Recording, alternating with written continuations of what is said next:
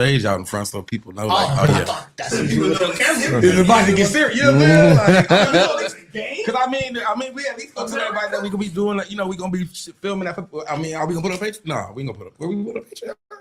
I mean, we should put it on Patreon because that's gonna be the full tourney because it's gonna be like 30, 40 minutes. Yeah, we can put like one. But we actually add. You know, so like I said, we can clip it up. Yeah, we can clip up a match. Yeah, you know what I'm saying? So we can actually put the whole Baby Little tournament on Patreon. And then we can do like a rock, paper, scissors for who get that first buy. Right. Yeah. Wait, real quick question, because I've been having this conversation for about a week now, and I just need to figure out who y'all are as people. Are y'all flat earthers? Is anybody here a flat earther? No, I have to ask because I do. Yes, I do because we talked about it. We did. Yes. When?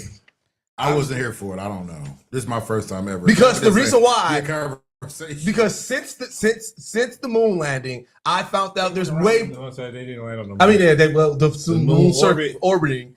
I've had more conversations with people that are flat earthers that I did not know were flat earthers. So now I don't know who's a flat earther or who's not. You should stop talking to those people. Oh, I have. Like you really do. You really should. If you like you act not even like you got to question us now. Look what it's doing to you. Look what it's doing to you. Bro, it's tearing you apart. Bro, it has been because I've been like, bro, it's been a whole lot of you too.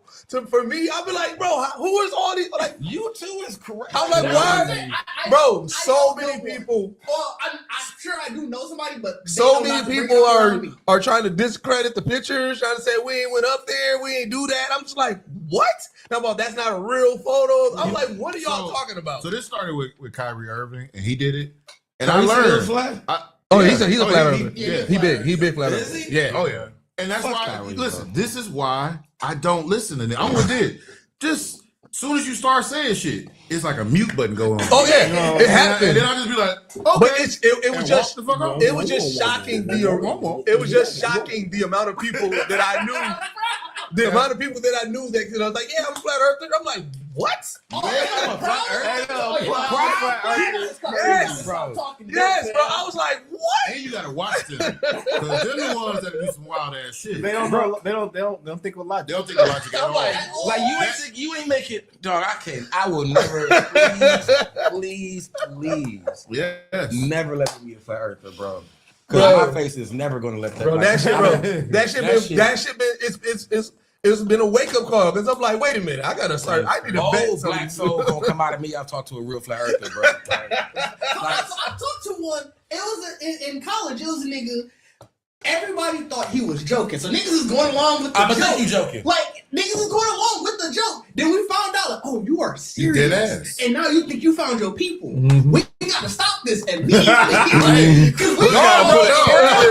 That comes along with being a blur sometimes because I be cutting hair, bro, and I get some niggas that just start to spew the wildest theories, and they be like, I'm so glad I only got to see you for this haircut, and I may never book you again because you wild as fuck. Yeah, man, me and Didge got a cousin that I love near and dear. I'm talking about like grew up with. That is my person. Like one of the in my family, and she is a big conspiracy theorist person. She says some of the wildest shit on Facebook. I just you know what I did? Unfollow, bro. Unfollow. You did? I just let her rock. I let her go. Let her do her thing. Let her cook. Fam. Most people know. Most of the time, I have been on Facebook. So she might see this and like, I ain't friends with her. Social media class. It's not even social media. It's just not on my phone. I mean, I know you're not on Facebook, but I thought you said you ain't even been on. Cause I made the post on Instagram too. Yeah, he ain't got on his phone. It's not on my phone. That's so he only on social media. You check your feed on your computer, and every so often. Yep. That's so wild to me. Hey, that's how he protects his mental. He took it back to the 2000s. Wait. Your face is when all those bad others came to me. I'm like, wait, what? Like, you believe in what, bro? Like, I feel bad for Neil deGrasse Tyson. He got to always constantly explain to people why the Earth is round. He got to explain a lot of things. No, I would at some point anybody that would have came as him, I'd just be like, fuck you, dog. They said that Buzz Aldrin, yeah. somebody went up to him and literally said, like, "You ain't never go to the moon." And he said he punched him. Because I do the same thing. I would if I was the one who was there. If I was the one that fuck out of here, bro. Hey, but you know what? Neil deGrasse Tyson might not be so mad because he's like, "Fuck it, y'all gonna, I'm getting paid off of this. All y'all want. If he wasn't getting paid, all y'all that want to disprove, y'all watching my shit so that way y'all can react to it and try to say that I'm wrong. Like, it's just so crazy to me. It is. Like, fam, that's just so stupid. Dog. It is. That is one of the things. Like, where did that even come from? Social media, bro. No, flat Earth before. Flat Earth. No, I'm sorry. The abundance of people believing in it and having something to say came from those people. Oh no, I agree with that. Yeah. My theory is a lot of people know now that they can get into a conversation and go viral as long as their ideas or subject matter is so just heinous that people want to correct them. And I believe that's why that's nowadays, bro, because it's been disproven so many times by so many scientists, so many ways. Also, so many. I think at least a good chunk of the people on social media, because of what you just said, don't even believe it. They just like, I can get paid for this. Yep. But you want to know something? Yep. The funniest video that I've ever saw. It was a flat earther, right? That wasn't just a video. That was in a documentary. Yeah, documentary, and he was going to prove based off with the radio. It was a light. So basically, they built a bunch of platforms going further and further back. And then he was on the radio talking to the guy. Wait, I can't see you anymore. He was like, the light's there. He was like, that's the curvature of the fucking earth. Right. What? The video. It was a documentary, the Flat Earth documentary. That's my favorite one. They were trying to prove that the Earth was flat. So they was going far enough back where the curvature of the Earth would say you can't see this light anymore. So he talking to his dude like, "Yes, turn on the light." He's like, "No, the light is on." Like, you sure? I don't see it. And he's like, "No, the light's on." It was like, and it's like, "Oh." Because the Earth is round. Downstairs now, nigga. Like I'm in the basement now, nigga. Like, the Earth is round, nigga. So that's actually a documented thing. Yeah, bro. Yeah, because it was a flat earther trying to prove. Because I think I'm pretty sure the dude who, like, one of the two dudes, I'm pretty sure like that broke his belief. He like, nah, I gotta show niggas that I know. Did y'all ever watch the whole documentary? No, I didn't see that part, it, bro. I watched it one night, high as shit, and it pissed me off because the dude told him before he did the test. He was like, "Well, all you really gotta do is go up in a plane." He was like, "Well, I don't believe that." He was like, "You can see the curve." No, he said, because the guy was telling him you can see the curvature of the Earth from plane, like when you're in a plane. Yeah. And he was like, "Well, I don't believe that." He's like, "I just believe that that's just the shadow." You know what I mean? Of the end of the Earth. So like how we're supposed to be on a disc. He believed that was a void shadow that created this image of a circular Earth. And they looking at him like, how? Like, so is it a mirror? Bro. What do you mean? What do you mean? That was his argument to do the test. Punch people. Like I would punch you. That's what I'm saying. I would punch you. I would stop talking, like, bro. Because they really believe in that, bro. They really believe that ice wall bullshit. They really believe that ice wall bullshit. The Game of Thrones? No. So they, the idea is it's an ice wall. Like, so it's supposed to be a disc, but the reason why, like you said, the reason the water doesn't go off is it goes up against the ice wall and just comes back. Essentially, it's like we in a pool. Why just couldn't? I read them just say it's like Saturn or something. No, they say, and it was like a ring no, around. because they say the reason the entry point of the ice wall is in Antarctica because remember that's where the treaty is, where nobody can go, where nobody can. Which is crazy. The reason why nobody can go there is because nigga, you will die in 5 minutes. Like it get that cold. I mean, it has to be tested. You know what I'm saying? Right. It has to don't be work tested. there. Yeah, but If you a flat earther, you bullshit. yeah, that's what they say. Yeah, That's what they say. They say they was like the world ain't never agreed on anything. So y'all agree that can't nobody go there? It's like no, nigga, yes. The world ain't never agreed on anything. Yeah, they don't want people just going there to die. We ain't agreed on it.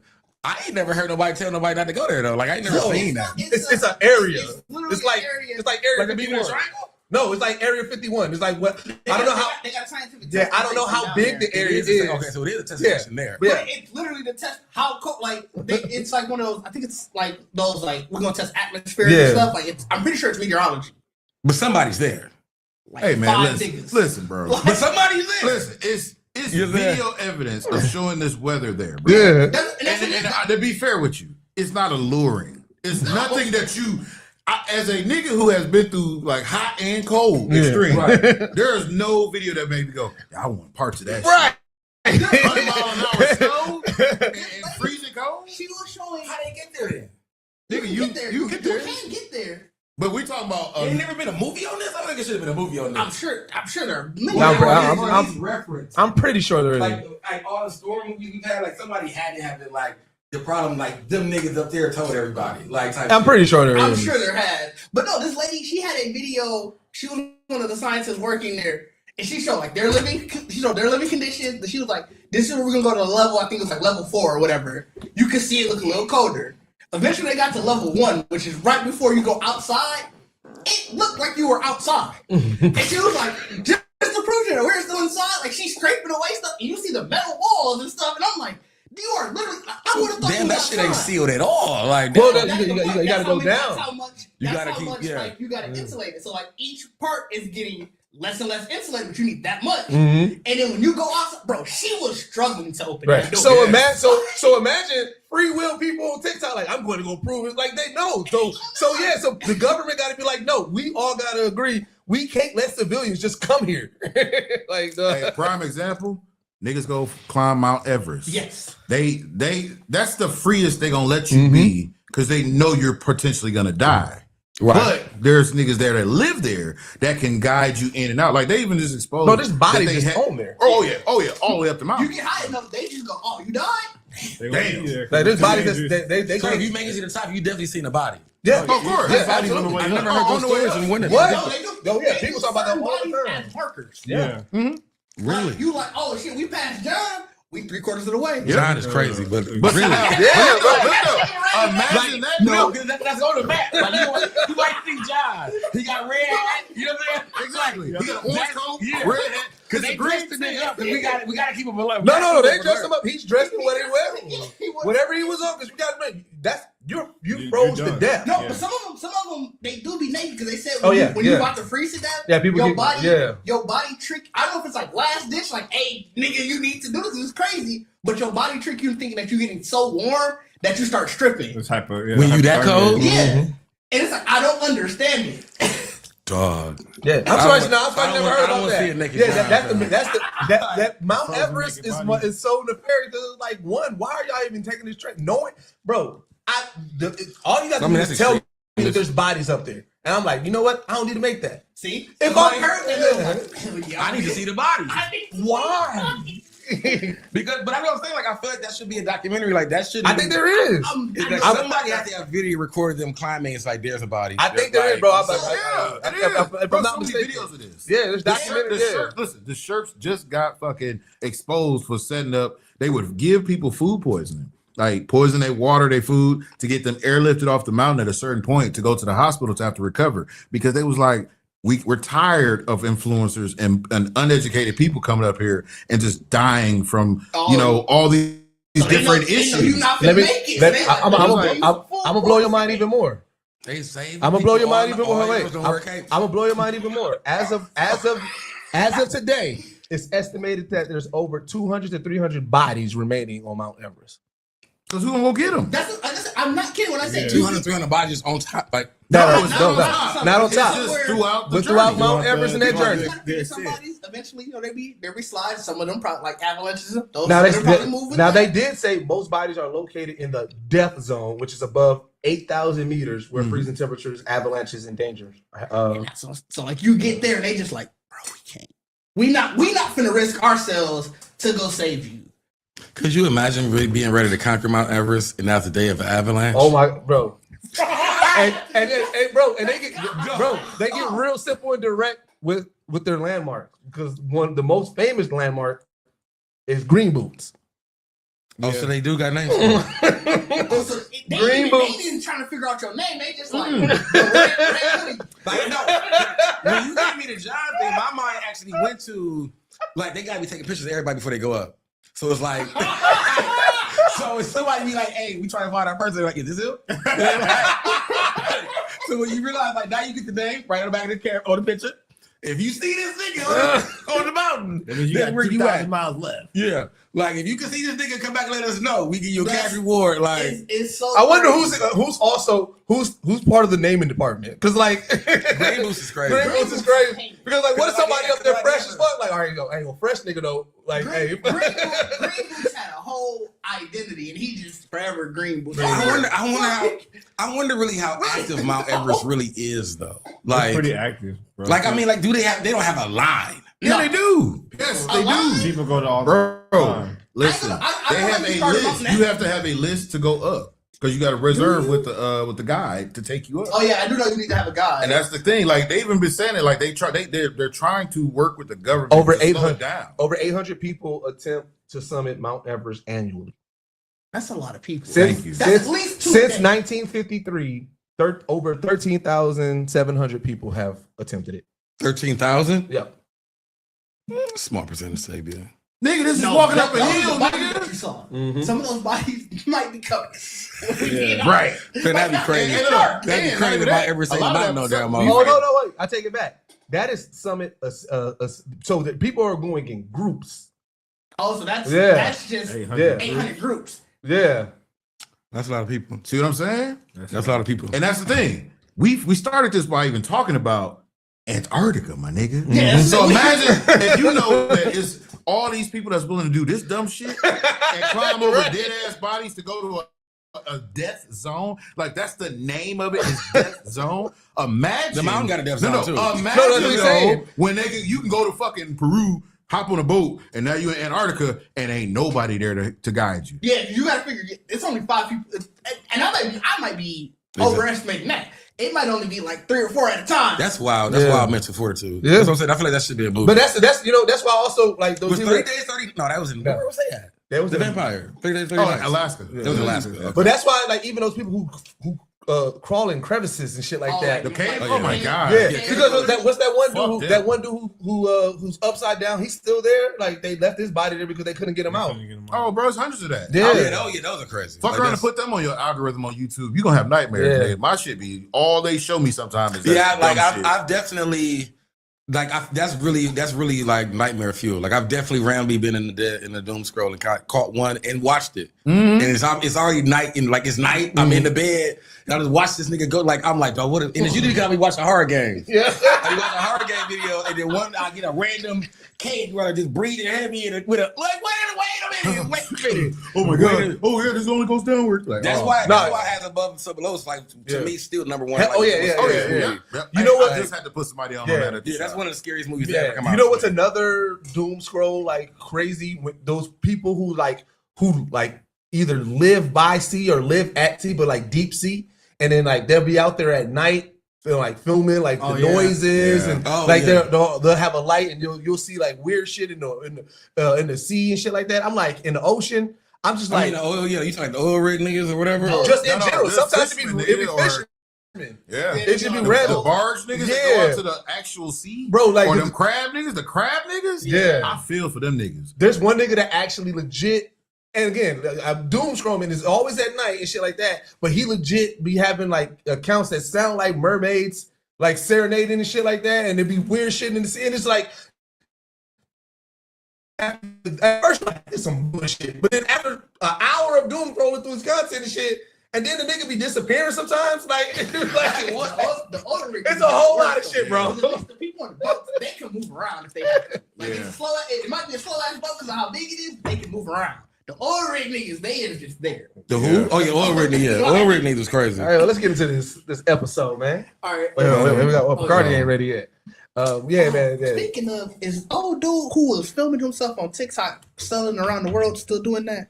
Sailing around. If somebody was doing that, Yeah, he was like on like it looked like a sailboat film. he ain't make it. If you said he was on a sailboat, he ain't make it. Extremists is so fucking extreme. Like that's There's this like- one chick that she deep seas dives, and ever since the Dolphins quote unquote kidnapped the guy and made him build the city, she's been trying to dive deeper to find the Dolphin City. Dolphins kidnap somebody. And make Wait, you missed that story? What are y'all talking- heard about that? I Is didn't that hear news? about that. Is either. 2026 news? Yeah, this happened like probably like All right, 2-3 weeks 2026 ago. is getting out of control. So a guy, 2026 some is getting out guy, of control. some guy was washed up on a beach somewhere, and he was disheveled, and people was like, "Bro, what the fuck?" He's apparently been missing. right? Okay. He got up, he started, and when authorities found him, he was drawing these weird symbols and shit.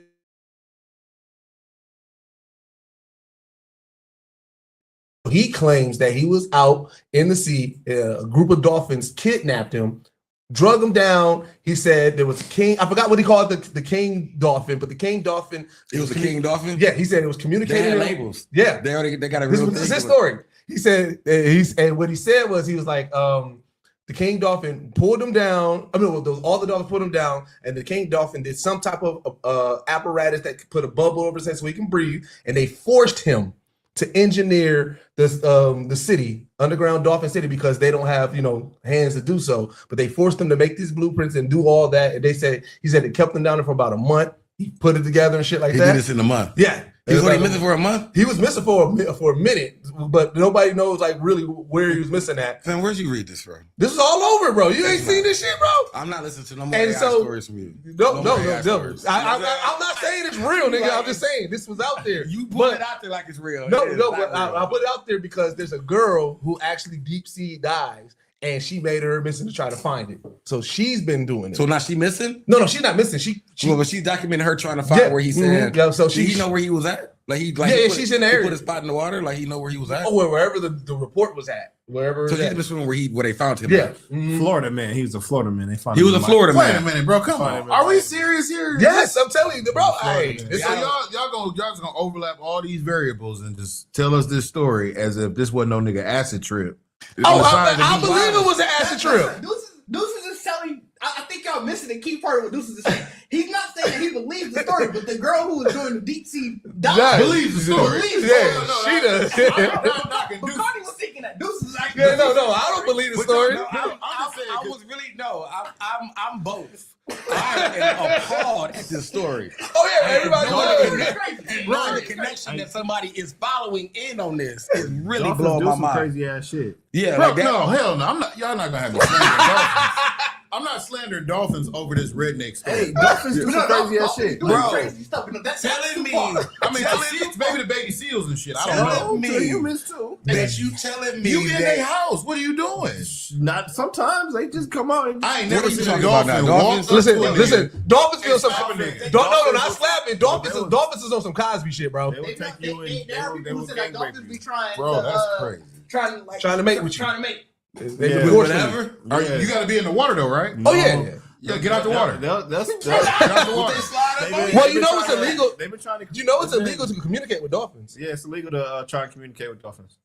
It's Because illegal to do that in Dolphins the are that world or smart. in Yeah. what, in what, There is in the an world. incident There's the in, actual- yeah. I think it was SeaWorld, where this lady Let me look that. she up. became please. really intimate it's with. true. It's She in became Texas. really intimate. It was in Texas, No, that's where it's illegal at. but there was It's only in a Texas. woman that It came might be really. other places, too. She got really close with a dolphin, and like the dolphin tried to take her underwater and take it. Oh no, it is And, nationwide. you know what I mean? So because of that, because of how close, how smart dolphins are and their ability to communicate, they don't want people to. No, this. You know what this is? so what they do? This What do they proves that recycle trainers or something?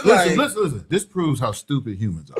Because this goes along with the speed limit. So it's not just Texas, just so you know. Dish found It's it. all It's over. Yeah, worldwide. It's illegal. I've heard this because they So talk. it's not just dolphins. That's why it popped up on me. But Texas must have a law outside of the specific dolphins. Texas- Niggas say they got We we serious.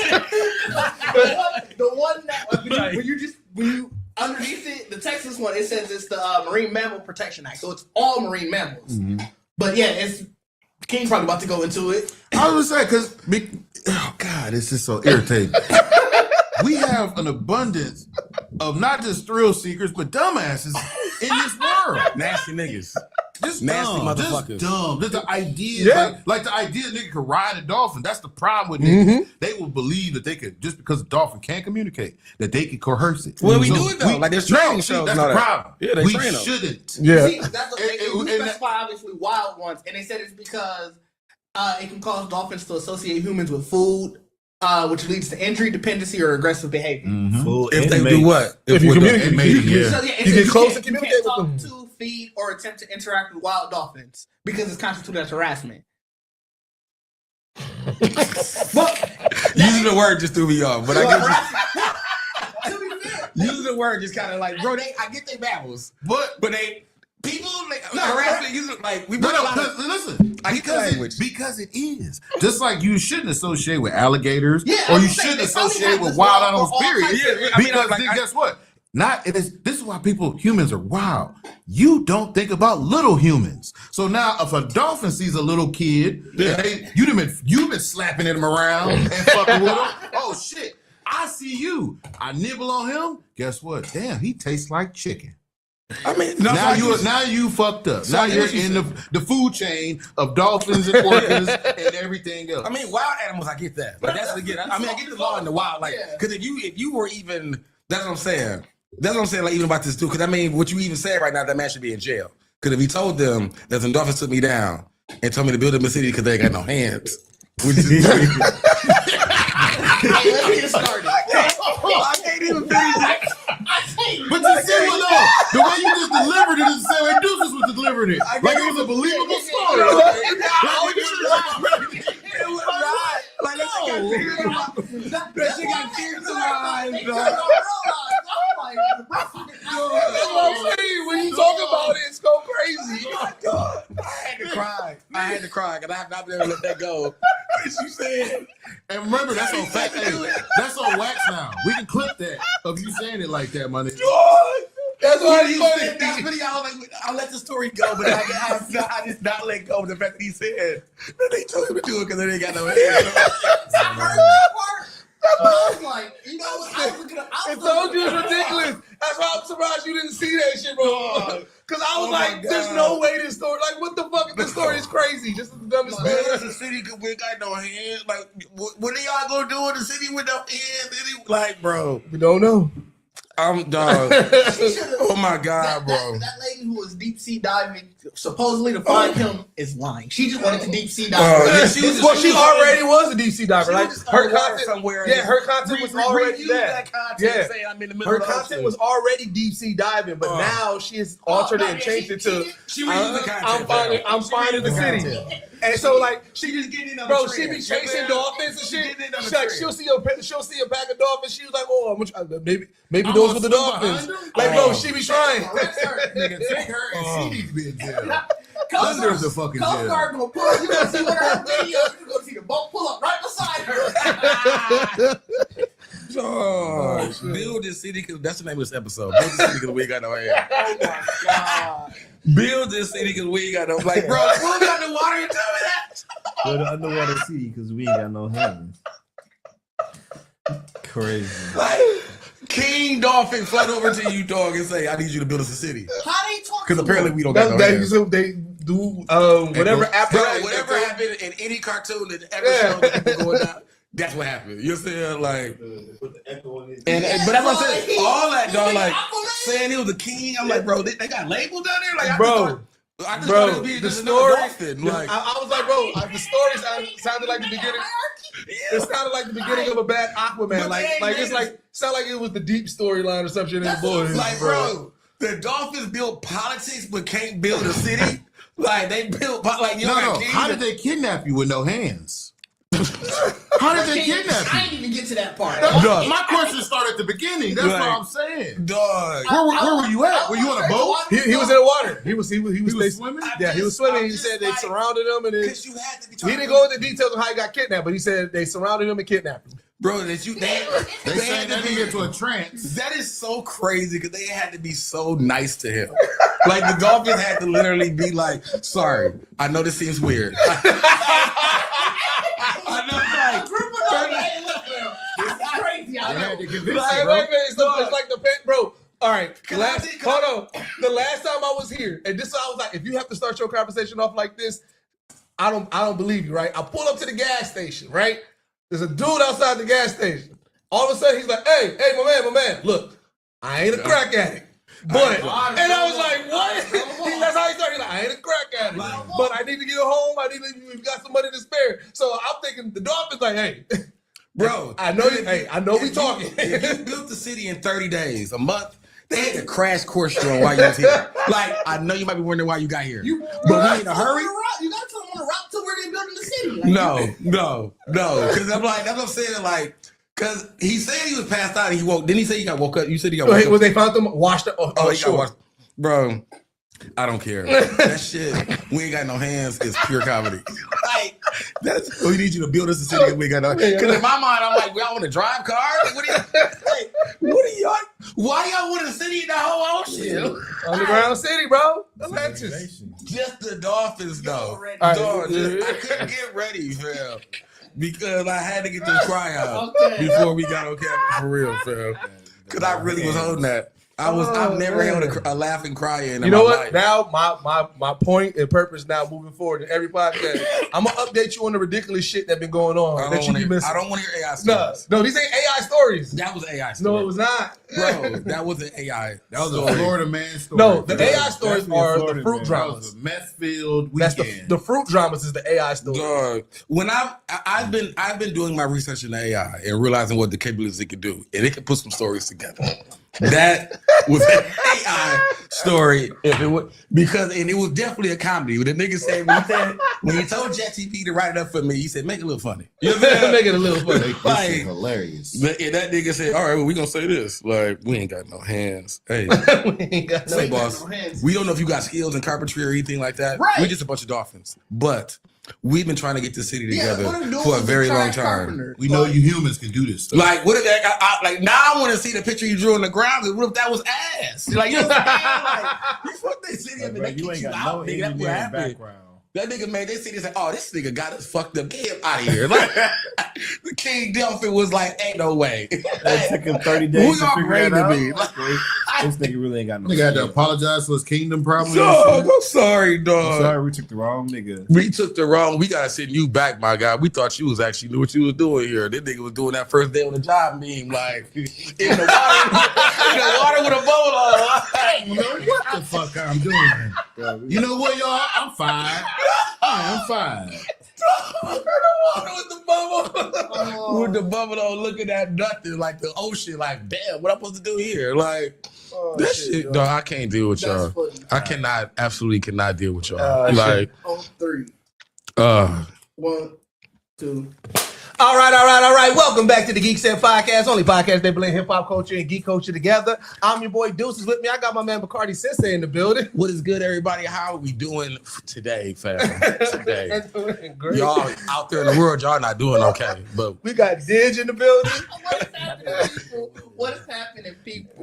We got Trip in the building. What's going on, everybody? We got King out the shot, man. bro, It's been a minute. It's been a minute. We're in what, C2E2 and Easter? Yeah, C2E2 Easter. Yep. And so, but we put Working out holidays. Well, yep. But we did put out our vlog from C2E2. So if you haven't got a chance to check that, if you want to see our experience there, you know what I'm saying? We did our Black Geek Documentary panel. We're going to do something where we're going to talk about just that experience in full, but just real quick recap, just, you know what I'm saying, for y'all.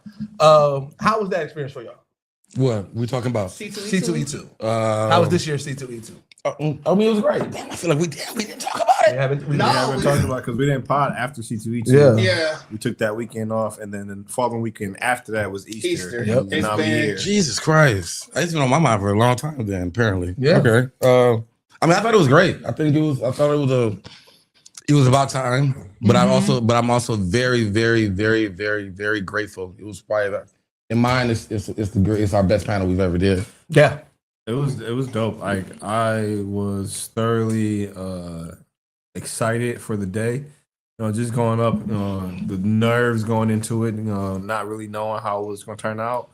But once we got there and got on the floor and we got to interacting with people and we started handing out flyers and getting that instant feedback, like, oh no, we already had y'all marked down so many times. Like it wasn't just once. Like it was multiple people kept telling us, hey, no, we already got y'all locked in. We coming. And then to see the room fill up. The way it did, because we didn't start till 5:30, but 5 o'clock hit and the room was already starting to fill up. Yeah. So it was like, yo, this is amazing. And then like the engagement and the crowd, like it was just I couldn't have asked for a better experience for sure.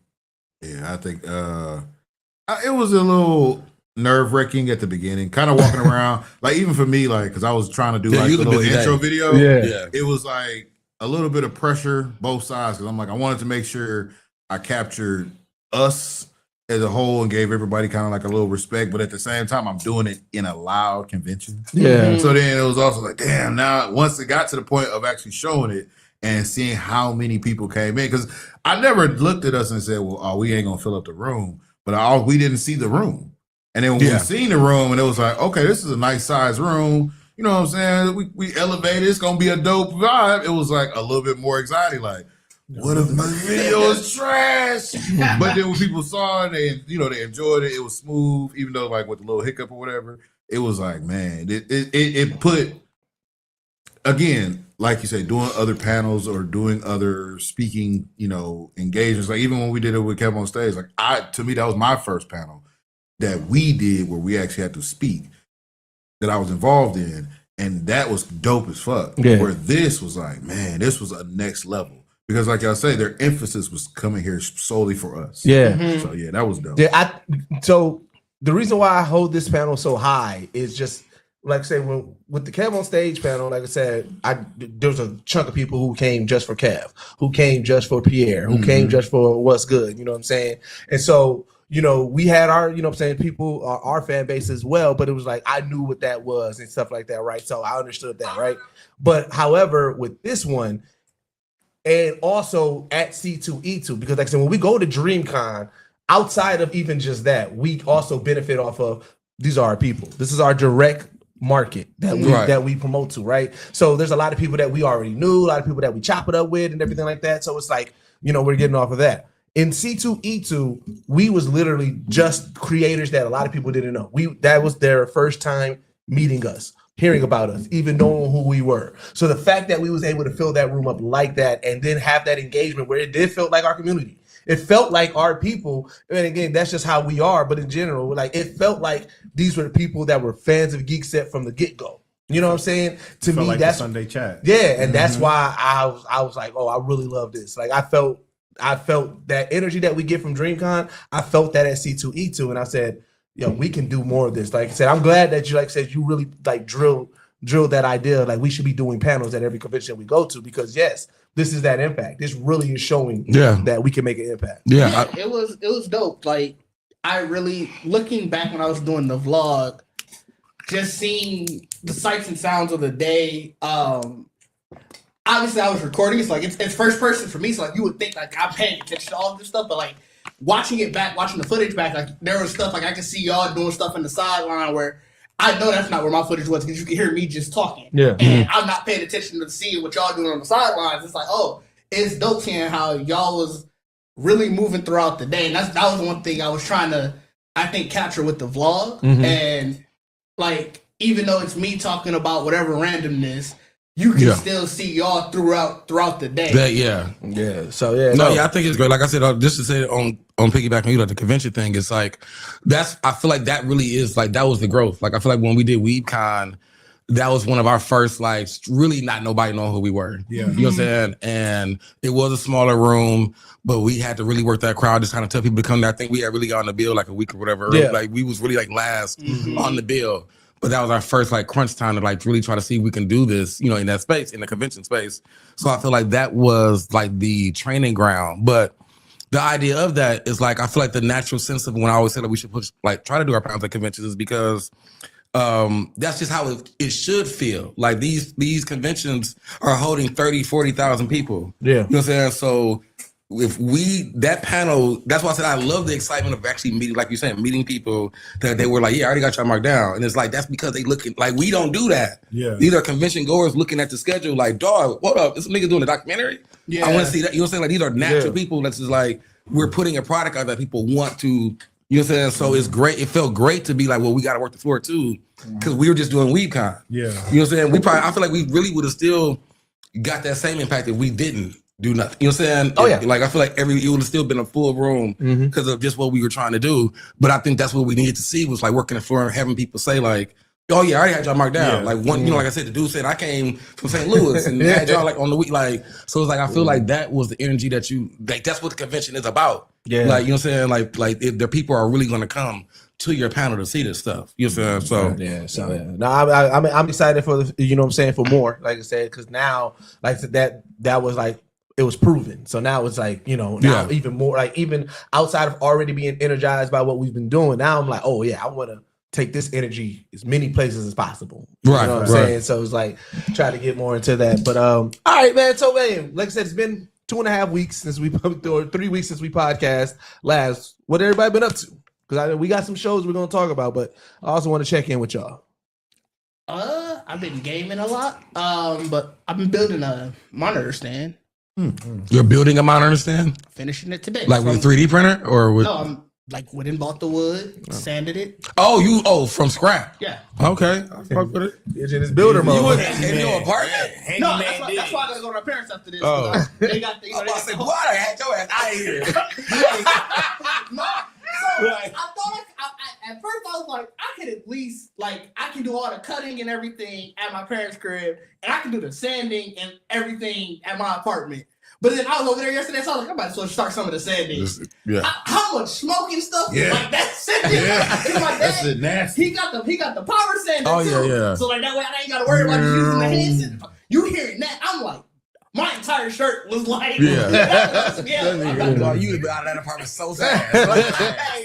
Immediately. Like, Cops been at your door. Noise complaints, sir. Nah, I've been I kind of been just getting caught up on TV shows and whatnot. Kind of just been vegging out a little bit on, Daredevil and all that stuff, especially Invincible, just to get back caught up because I definitely took a break from watching series and watching movies only. But yeah, it's been pretty good considering like there's no real anime to watch. So I feel like series have been kind of coming through lately. Yeah. It's been a heavy series like the past 2 months. I feel like I know there's been some movies out, but I haven't really watched any movies. I've been really. Y'all didn't go see Mario? I saw Mario. I felt like it wasn't out because I'm like, bro, I ain't seen nothing on social media really talking about it. It don't seem like people like it. That's what I'm saying. Like I ain't seen nobody talk about it. I've been hearing a little mixed, but I also feel like the only critiques I heard was people kind of saying like it was just like a lot of references. That's it. Like that, a lot of people they like this was just it ain't no story no more. There ain't no story. Granted, I ain't gonna. And I feel like nobody. I swear I said it before. I didn't see the first one. I just genuinely forgot. No, I ain't never seen the first it's one. on streaming services now. That's what happened. So I missed it in theaters, and then I was like, oh yeah, I'm gonna catch it when it's on streaming service. And the first streaming service it went to was one that I didn't have. And I just stopped thinking about it. See, I seen it in the theaters. I saw the streaming service. I actually like the first Mario. Well, that's the thing. So people were like the first one already felt like it didn't have much of a plot, but it had enough that you were invested. And it was like it just got worse in the second one. Really? See, you know what I feel like? I think a lot of people are making this about adulthood. Capturing it and not forgetting that it's not for you anymore. Like it is to me, I enjoyed it because I feel like the references that led back to like Mario 3.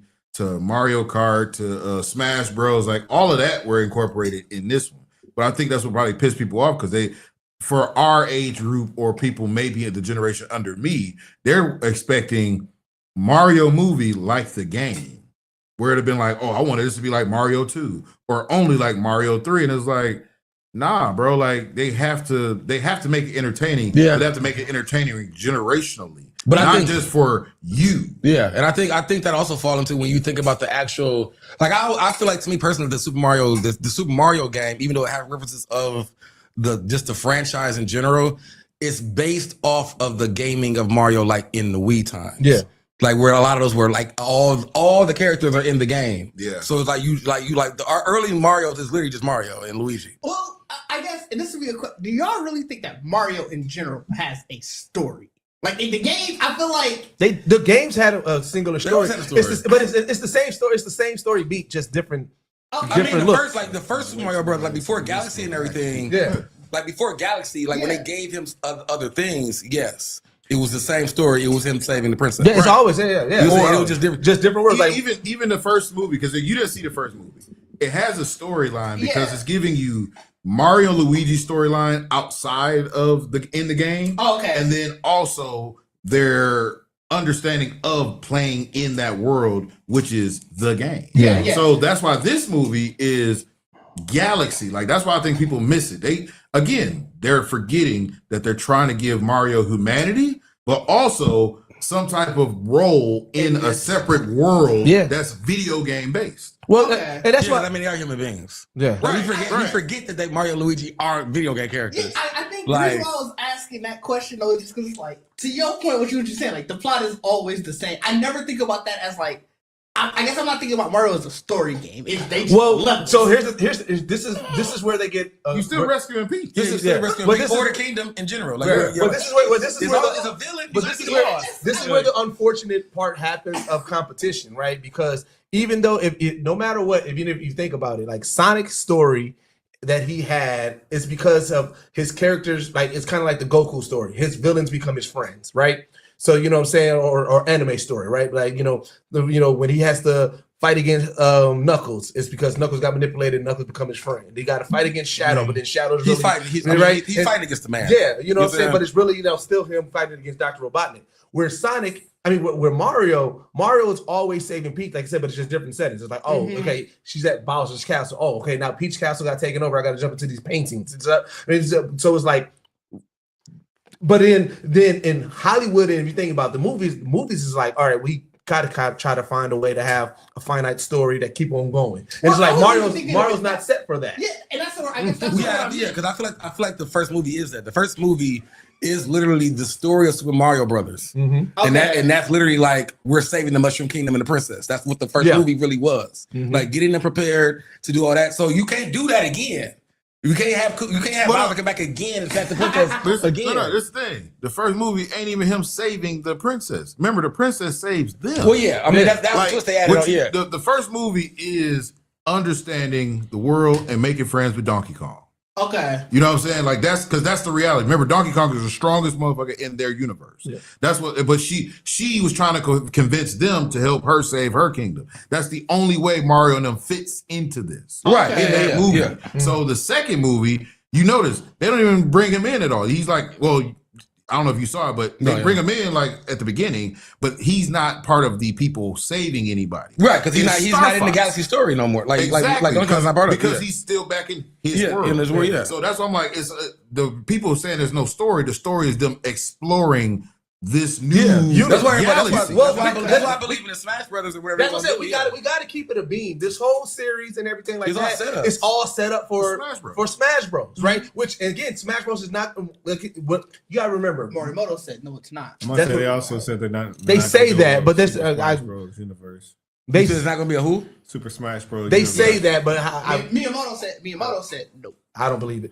I mean, but I don't know what you're doing with it. Well, even if it's not, why introduce Star Fox? Why introduce? You could just do all these separate stories. You could just did a Donkey Kong cartoon, Mario cartoon. You could just I'm saying I don't think it's necessarily has to be a setup for Smash Bros. Universe.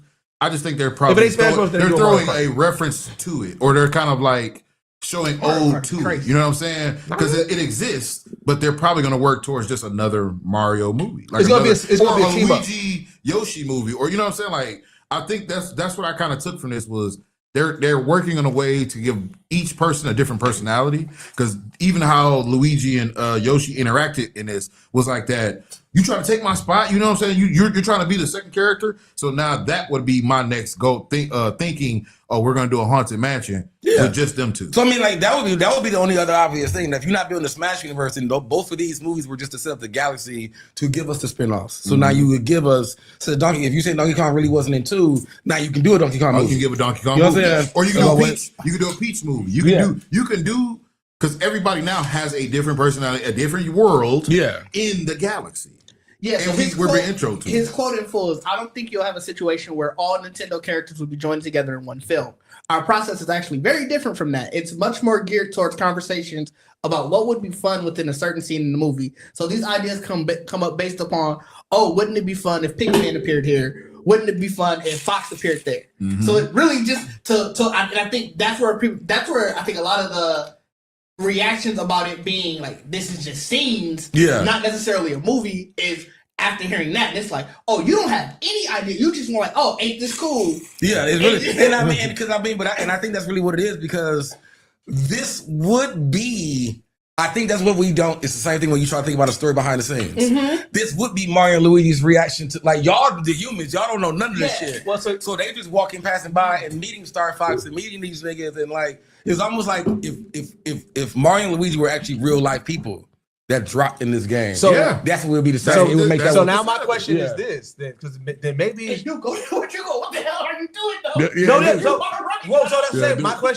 My question is really then, like, maybe that's on our like us as audience, our fault of expecting that everybody is trying to build a world, build a universe, right? Because you got to remember, back in the day, we used to just have in general random one-off movies. But I mean, but we know we getting a trilogy. But now we expecting it, and now we expecting for things to connect. I just don't know. What would be after Galaxy. Like, what did Mario do after Galaxy? They would have another name. Here's where I think, to what you were saying earlier, that you don't believe it. The door is left open. He goes, if we agree that it's a fun idea, then we'll look to Miyamoto-san and say, just to make his own judgment about whether or not it feels right to him. So while he feels, we're not doing it, if the rest of Nintendo like, hey, this actually would be fun to do, then they gonna try. That's the tagline. Hey, we gonna try to convince him. Here we are. I know you was against this. But listen to this. You see, like. So before we get into our main topic, I got one. Would you ask something you gonna say? Oh, I thought you were about to change the one thing. I want to get y'all take on this because so apparently they're doing a Cinderella series, but it's based on the stepsisters. It's based on the stepsisters, but that they're not actually evil; they're just misunderstood. And so somebody asked, to humanize them. Yeah. So somebody asked the question. They said, "What type of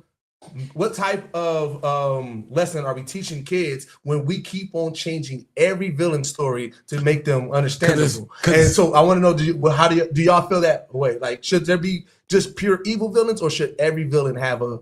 Because if you finna humanize the sisters, then I feel like I'm finna watch Precious with a bunch of kids. You know what I'm saying? Because now you got to villainize the mom. Remember, they did that to everybody. They did that to Maleficent. They did that to Ursula. They did that. Like, really, there's no. What movie they do to Ursula? It was a show. What's that? They did 101 Dalmatians. It was the live action. No, that was Cruella. That's Cruella. Yeah, but they did her. But yeah, they're. I never did Ursula. Yeah, it was a show. I forgot what show. Once Upon a Time? I think so, but like not in the Disney world, but just Once Upon a Time, Ursula was still evil, and I ain't watching. Maybe she was still evil in there. The only person they really. I forgot where they did it in. Then it wasn't. Maybe it wasn't Once Upon a Time. The Wicked Witch was the evil witch, the evil queen, and the Wicked Witch are the only ones that got like. Well, I guess Rumpelstiltskin, but he was. You talking about it Once Upon a Time? Yeah. So maybe it wasn't Once Upon a Time. But again, so the question is, should there do y'all like how they do that with villains, or should villains there still be just evil villains? And that's what I said. Like, because I feel like we get to a point where everything has to be that person was just let's look at it from their point of view. Sometimes we don't need to do that. Yeah, like sometimes their point of view is their point of view, and let it stay that way. Yeah, I think I definitely got to think about that with like me and King was talking about that with the boys and all that kind of stuff. So So I'm torn on it because I do think, and I have heard the quote: the line between hero and villainy is how you react to a set of circumstances. I mean, absolutely. That's the so.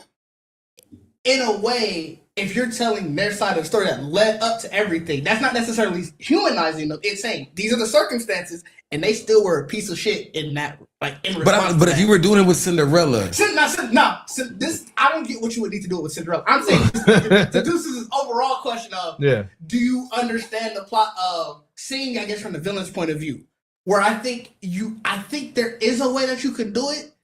It's tough to say you're doing it with the Disney film because of who their audience is. Like, I think that's a more mature conversation you have to have. Like, that's not probably in a movie that you're gearing towards. You figure what 2 to 11. Like, that's when you start getting to like that, like the Percy Jackson, where you're looking at young adults and. Because everybody has to grow in it. Like, even if you were doing the story on just the sisters with Cinderella, you would have to still show whatever turmoil of, you know what I'm saying? Right, but that would literally be like in that space, you wouldn't want to sell that to kids because you selling bullying. Right. Because they were just bullying Cinderella. You know what I'm saying? Like they were just bullying Cinderella, so you're gonna show 2 ugly girls like bullying the prettiest sister. And like that's already what you can see in the cartoon. No, this is what I think it is further than that to me. To me, you're selling acceptance. Where you can have You can have a conversation about if Cinderella's sisters and mother went through something that created that dynamic where they felt they had to be mean or, so monstrous to her. But at the same time, your treatment of how she was treated that we have to visually see to make her rags to riches effective, you can't explain and give a reasoning or rationale for that. And that's my thing about all Disney princesses, villains, whatever you want. That concept is you tried to steal my dogs just so you can make, fashion out of this or do whatever. You can't go, well, she had to do it because of the pressures of capitalism. That's I don't like that. I mean, that was I can see it as a horror movie. Yeah, they but again, look what the words you use. Horror, right? Yeah, that makes Cinderella. But that still make them evil, not making you be like, well, I kind of understand. You're blurring the lines. You just showing a terrible household because the mother is going to be the biggest villain. Putting that stuff on the what I guess you would call the sisters, and they put it on the fine, on the attractive sister. So like literally it would be the dynamic that people go through in life everywhere. You have to actually it's sharing the blame. I was gonna say you have to actively show that the means don't just or the situation doesn't justify the response. Yeah, and that's why I said that it might have to be more mature conversation because the whole Killmonger thing. Everybody, people can understand where he was coming from, but they make sure to show you where he crossed the line. He had to have an origin. Yeah. He had to have something to make you realize why you can kind of feel for him. Like, y'all did that nigga. You know what I'm saying? Yeah. Because you always be like, man, y'all did the phone, because I get it. But I would say that you're kind of, you're blurring the lines as to what is the morality in a situation, what's good and what's bad. And what I think of is, and I love the show very much, Snowfall. And we think of the story of Franklin Saint. In my eyes, at the beginning, everybody looked at Franklin Saint as the hero in the story and the protagonist, right? But when you look at the overarching story and all that tells, he's really a villain in all of this. But we as the viewers, we grew accustomed to backing him. But it's but when you look at all the shit that he did, he destroyed an entire community. Yeah, it's great family. You know what I mean? So it's you kind of put people in a position to really want to back the villain. No, so I get that. I think it's the retcon for me, right? When you've already introduced this villain as an evil villain, right? These means mean this. What you're doing is just evil or it's fucked up. I don't need you to bring me back to be like, well, this is why they did it, and now I got to be like, all right, well, maybe, what I'm saying? No, if you're evil, no matter what the case is, you just did some evil shit. Do you like the prequel trilogies for Star Wars? I mean, yeah, I did, but again, that is that situation. But here's the thing: when I watched the prequel trilogies to it, and watching it, the whole time while I'm watching it, I never absolved Anakin. But I'm saying that's what they're trying to do, whether they're accomplishing the goal effectively or not. Okay, yeah. That's the whole point of these type of stories. That's why I wanted to bring. How they try to do that? Giving you the prequel to show how you got to that point. Yeah. But here's the thing. But even when they showed it, they were still. So and I think that's the thing. They showed when in Anakin's journey that he still inherently had evil in him, right? So that's what I was saying before. Yeah, you have to make sure that you but that makes sense, right? But what I'm talking about is the ones where they try to make it seem like, oh, they're just misunderstood and they went evil. I don't like that approach. So what I'm saying is because I agree with what Did saying. It's if you're just giving me a longer origin story to show how this person is a villain, fine. Yeah. But if you making me watch this to be you're changing the story where it's they get a redemption. Yeah, that's the part. Now that's the part. Look at them as a redemption. Yeah, that's the part. Now that's the good guys. That's the part. Whoa. I can understand why you bad. You know what I'm saying? But I want to be I can get why you want to be good. Yeah, I'm okay with seeing somebody start up evil and then them come in their peak evil. I don't like the redemption. But I think to what Doug was saying about Snowfall, it makes that's the effective part of making it a good story. Where it's you act sometimes you just write a character that is just so likable. Well, and then even I think I got a controversial take to that too. I think where it's different from Snowfall is you didn't see the evil of Franklin from the beginning. So if you would have saw that first and then they went back, I wonder how people would have took it. But it's sometimes you just can't help but. But I mean, hold on. Because I never even watched Snowfall. But even if it's the story of just what it is in general, it's still about the choices we make. To, Yes, like, yes. Well, live even our out, path. even, You know what I'm out, saying? even Yeah. outside Like, of that, we if we gonna keep it a bean, as Black people, we also have a different view of drug dealing in general. I mean, it's glorified, but I ain't saying. That's what I'm saying. So that's what I guess that's a different view. No, Okay. it's definitely a different view because in general, like That's just Black people. well, not just Black, but Like, not just Black people, not just Black people. Oh wait. I wouldn't say I'm gangster. gonna help you out because it is a relative thing. Everyone has a different drug that they qualify as okay. True. So it's not just Black people. That's Because not. white people and cocaine and alcohol and, Yeah. and caffeine and all this shit that we all have addiction issues with in the world. That's That we know is make fucking up the community. Yeah, excuses we do. Yeah. to accept it, and then that was the problem with Snowfall. From first episode, it was nothing but dirtbags. Well, yeah, think about all the Yeah, you shows. in the environment. Remember, we had this conversation we were talking about. Think about all the shows that we consider top 5 shows or like top shows. Remember, we had this conversation, right? Mm-hmm. It's all about somebody doing something illegal that we're like, you know what? We kind of roll with, right? Like that's different. Like Breaking Bad, Sopranos, The Wire. You know what I'm It's saying? not that we roll with it. There's no we can do about it. No, it really- You know what I'm saying? Like, But I I'm watch saying- Sopranos and be like, But- hey, shooting Vinny in the head, man, I'm okay with it. No, I just No, I not nothing that to do about it. we nothing we can do about it, but for we us to feel for Yeah. those main characters. Right. Yeah. No, yeah, I mean, Right. but that's what I'm how they saying write because the all of stuff. those. Yeah. Sons of Anarchy. I yeah, mean, Sons of yeah. Anarchy. Like we Jack Teller, agree. but he was the fucking Grim Reaper. Yeah, like a lot of those characters that we was like, yo, man, Walter White was the man. Like, bro, But I Walter mean, it's really fucking up the community. it goes to the same That thing. pure- They're that really pure- they're that pure really ice. underdogs. Like that's what villainy is, and it is. It's to make the choice you make at your hardest What moment. you So was like, talking about before? Even with Negan. like Right before the podcast, we was talking about old boy Buck from Daredevil. To be an effective villain, you got to be charismatic and likable. Yeah. to be an effective villain. Yeah. No, 'cause you got- Most you villains are have to charismatic. be- Yeah. like, unless you are operating on 100% pure fear. Okay. Most villains are likable, and a lot of villains, when they do operate on just pure fear, it's always the downfall of them. Yeah. I mean, I get that. Yeah, that's what I'm saying. Some Like, of the more iconic characters, they do have a lot of charisma, Yeah. charisma behind them. and that's what I'm saying. Like, that's what I'm saying. I feel like but that's the story. Like, that's like to be. It's literally just because of we glorify the underdog. And Yeah. like I say, like there's either underdog heroes or underdog villains. You know what I'm saying? But it's never somebody who's at the top of the food chain that's like, I'm just gonna be a bad guy. It's the story of how they got to be a to the bad top of the food chain and the villain. When You know it's what the I'm saying? person who's at the top of the You hate food him. chain, that's the villain. Yeah, you hate him. for the hero And he gonna give you a story though, like, well, I came from a rough ass neighborhood. Because You know what I'm saying? the Like, hierarchy I had of to all fight this nigga shit to get is- here. Like, if you really look at it, that's the reason why a lot of people don't like how we look at government stories and shit like that.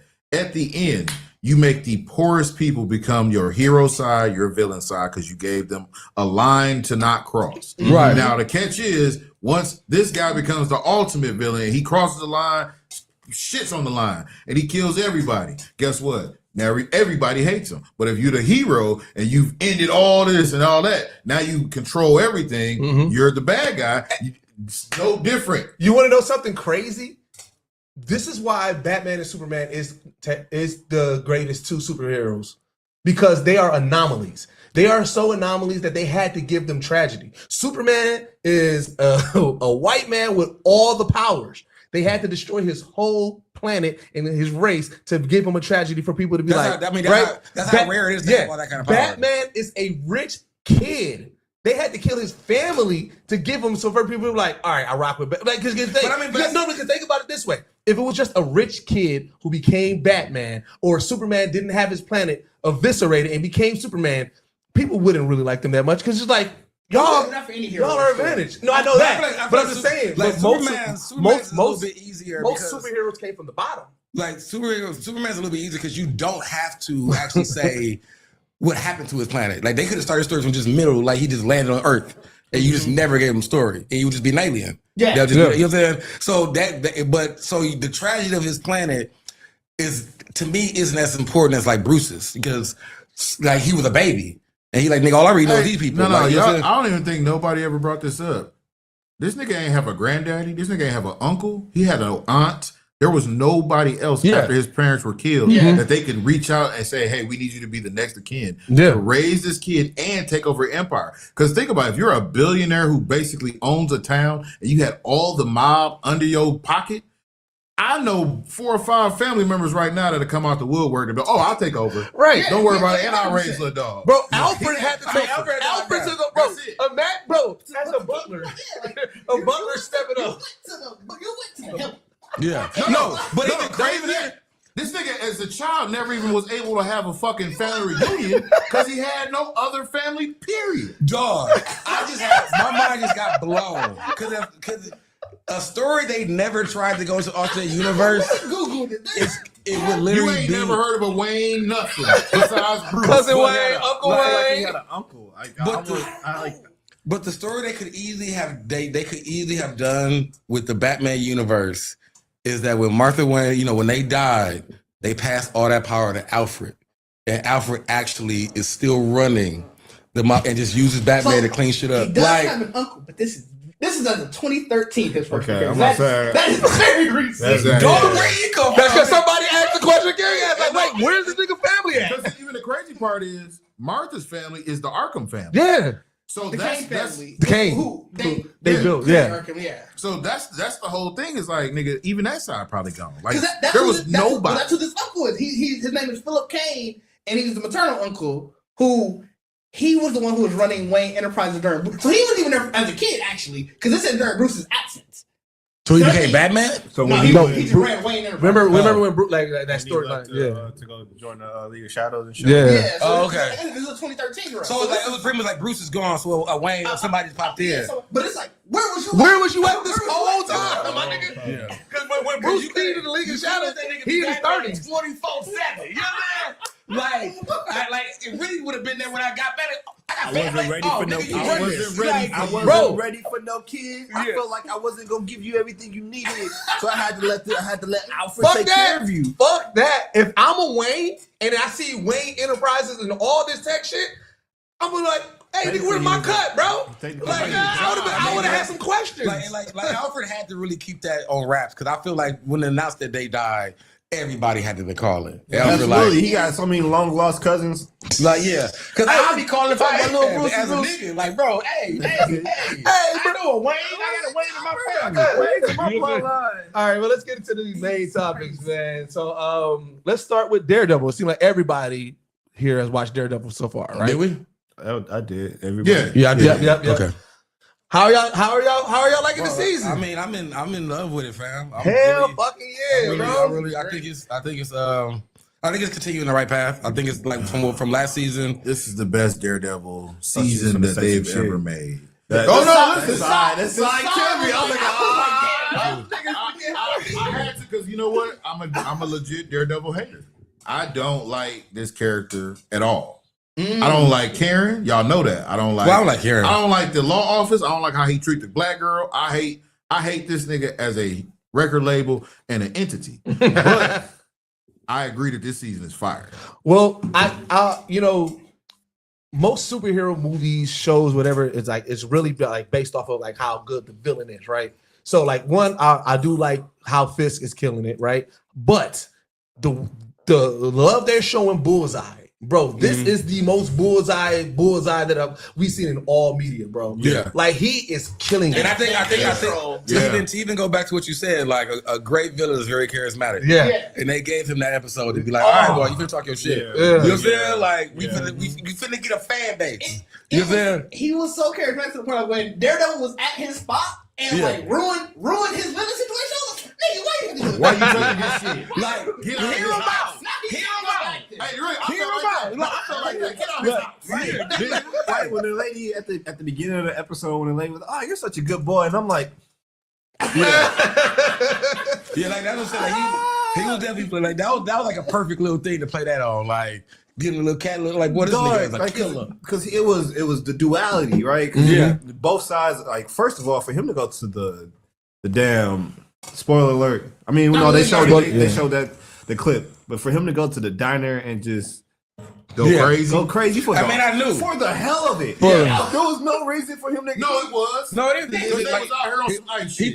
He actually after Fist too. Like I'm fucking up your No, people. I mean, but Well, he's actually he's he after. caught them. He was there. after Vanessa. Well, he said the entire family. Oh yeah, the entire he family. Yeah, he want to kill that He caught bloodline. them there just to cause ruckus, and then stop middle of it to talk to the dude about his dog at the fucking restaurant. And give him a lesson. Give him a lesson. I wouldn't know that is that dog, because that dog's scary acting was top tier. Was peak.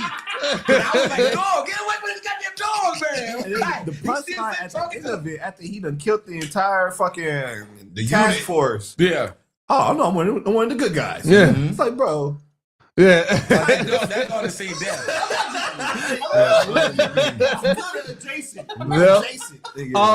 So like I said, talk about spoilers, and this is where I wanted to talk to y'all because I feel like I now see the bigger play with Spider-Man, with this universe where we're going and everything like that, right? Because I think that Fist anti-vigilante act is going to was turned to the anti-mutant act, right? And the reason why is because of Val, the mention of Val, because Fist, we know that Fist is his mayorship is going to end here, right? In this season, right? We know that. Spider-Man trailer. In trailer, The person who's giving him the key is the His chief of his staff. chief of staff, right? And so here's where I think that Val, because they keep on undermining Fist in the show, but they keep on talking about the bigger play, right? And I feel like right now, like with Fist and the Vigilante Act, it's just about vigilantes, which is that fine line between superpower beings being a bigger threat than vigilantes. And I can see, like I said, with using that as the launching pad, and then also whatever happens in Spider-Man, I feel like at the end of Spider-Man, we're going to be full-fledged anti, mutant act, whatever the case may be. I mean, I think that will just lead into, so when we get into the X-Men movies, we can be right into the Sentinel setup. You know what I'm saying? The Sentinels and everything. Oh, go ahead. I was gonna say the only reason why I say partially is because clearly at some point, somewhere they are good because Spider-Man's out. He's getting the key to the city, so clearly they fuck with him. Yeah. Well, that's why I say I think at the end, because at the end of I think Spider-Man. whatever happens in Spider-Man, Okay. I think Spider-Man's going to be dealing with a mutant. Yeah, I think the key is I think Spider-Man's going to be dealing with a mutant, and then Right. and they're all in New York. Fist is also a Spider-Man villain. I can see Val being like, "Look, all right, you was trying to talk about vigilantes. However, you see whatever damage happened in Spider-Man is a mutant. We need to." That's why I think it's going Okay, to. I thought you meant at the end of Daredevil. No. Spider-Man, that makes more sense. That's what I'm saying. I feel like the nah, dude. Well, Hold on, what was you about to say? I was just about to say they kind of already leaned into the whole mutant thing. Yeah. With the Department of Damage Control, what they did in Wonder Man. That's what I mean. yeah, Like all yeah. that's going to be going to it. Like they're going to utilize. Like, all right, Fist. Because remember, obviously Val is a fan of Fist, but it's just like we're not going to give you all that power. That's why we got Matthew Lillard there. He killed him. Like that's why we got him there. I don't even look at it like Val is a fan of Fist more than I think she knows your whole everything. Yeah. So He's she a has punk. more power Yeah. over him. That's why even like him and what's his name? The FBI got her. I don't know. I'm just calling him Matthew Lillard. Matthew Lillard. I don't know what his character name is. Mr. Charlie. Mr. Charlie. Yeah. Even that, because he was saying I watched the interview after. He was saying how him and Matthew they're friends. But he was so irritated playing the character because in the storyline they're supposed to be that type of animosity. Yeah. And he was like, it bothered him to be on set with him, knowing what was to come later. So I think that it is set up to where they're probably gonna betray. They gonna use Fist as the fall guy. Oh, yeah, of course. For the weapons, for all the shit. Of course. And I think that's where I'm like, maybe it won't be Fisk that implements that. No. So I don't think it's going to be Fist to implement. I think they're going to use that as a model. Because you got to think, you got to start off to go. Like you got to think, if they go straight right off the rip, anti-mutants with no presidents, right? It's going to be an issue. But using, there actually should True. be some precedent. That's what Captain America. Also, should be. True. Yeah. No, I agree. Man. But I think Wonder Man, right, there but should be some but it's precedent. easier Marvel. if you already have a Yeah. law. It's easier to adapt the law and expand it than try to make a brand new law. No, yeah, I definitely I get that. oh yeah, no, I see that. I can see that. That's what I'm saying. Like I feel like after this fight.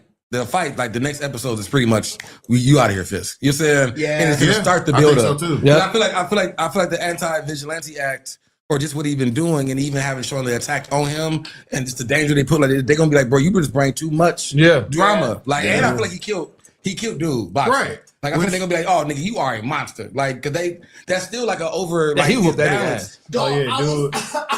After why does he just? Who is this nigga that tried to? I said that nigga. I was questioning his boxing skills. I was like, bro, did you ever box before? Because you got your ass beat. Like this shit had to be like a charity match. It was because you fought a nigga who was obviously probably like in the office, like head of security or something. No, they said he had a record of 30 something. No, it was a charity match, but he was supposed to be fighting a professional boxer. Oh damn. Okay. That's why he got mad. Like, are we doing? You want to do this? You want to do this? And he was like, oh, I'm gonna. What you about to say, Trip? Yeah, I was about to say the unhinged fist that we are about to get. It's gonna be, and that is going to be his downfall. So, but I also think, and I said this to McCarty earlier. I also think that they're going to use the footage or anything relevant to what happened that night to him, like to his wife or him, against him, because technically he did that to her. Hey, no, I think he's gonna actually lose the deal too. Cause remember his wife. I think he for sure. Yeah, the wife pulled the deal. And she was like, I'm gonna sign in with both of y'all. Yeah, right. She's gonna be gone. And like I said, now that because the lady already said like I don't like dude. Yeah. So I trust you, but it's like she gonna look at that like same thing like you saying. She gonna look at like, well, you got her fucking like. Yeah. So like, about your actions because you couldn't control. So do y'all think Vanessa's dead? I don't think she's dead. I think she's gonna be in a coma. Or something. So here's what I think is going to happen. Depending on how they there is a storyline in the comics where Vanessa loses her memory, so she's not necessarily dead, and she's with a underground civilization, whatever like that. And I don't think they're going to go that deep, but I do believe because you got to think that thing was in her head. So here's the thing: you got to think about what's going to be more detrimental to Fisk. Losing Vanessa with her being dead is finite. It's going to hurt, but if her is also still alive but don't know who Fisk is and don't fuck with Fisk because of whatever happened to her brain, I think that would be more agonizing for him because she's there. He can see her, but she's now her tune is different. Like, no, I don't like this violence. But couldn't they think about it like this? You're just missing the hand. I'm gonna say if Spider-Man is dealing with the hand, and we're talking about that storyline where it could be they could put her away, and then somebody visits. Hey, we can fix her. And then he go, no, and guess what? They just come take her because they know how powerful she really is. Or that could be her contingency.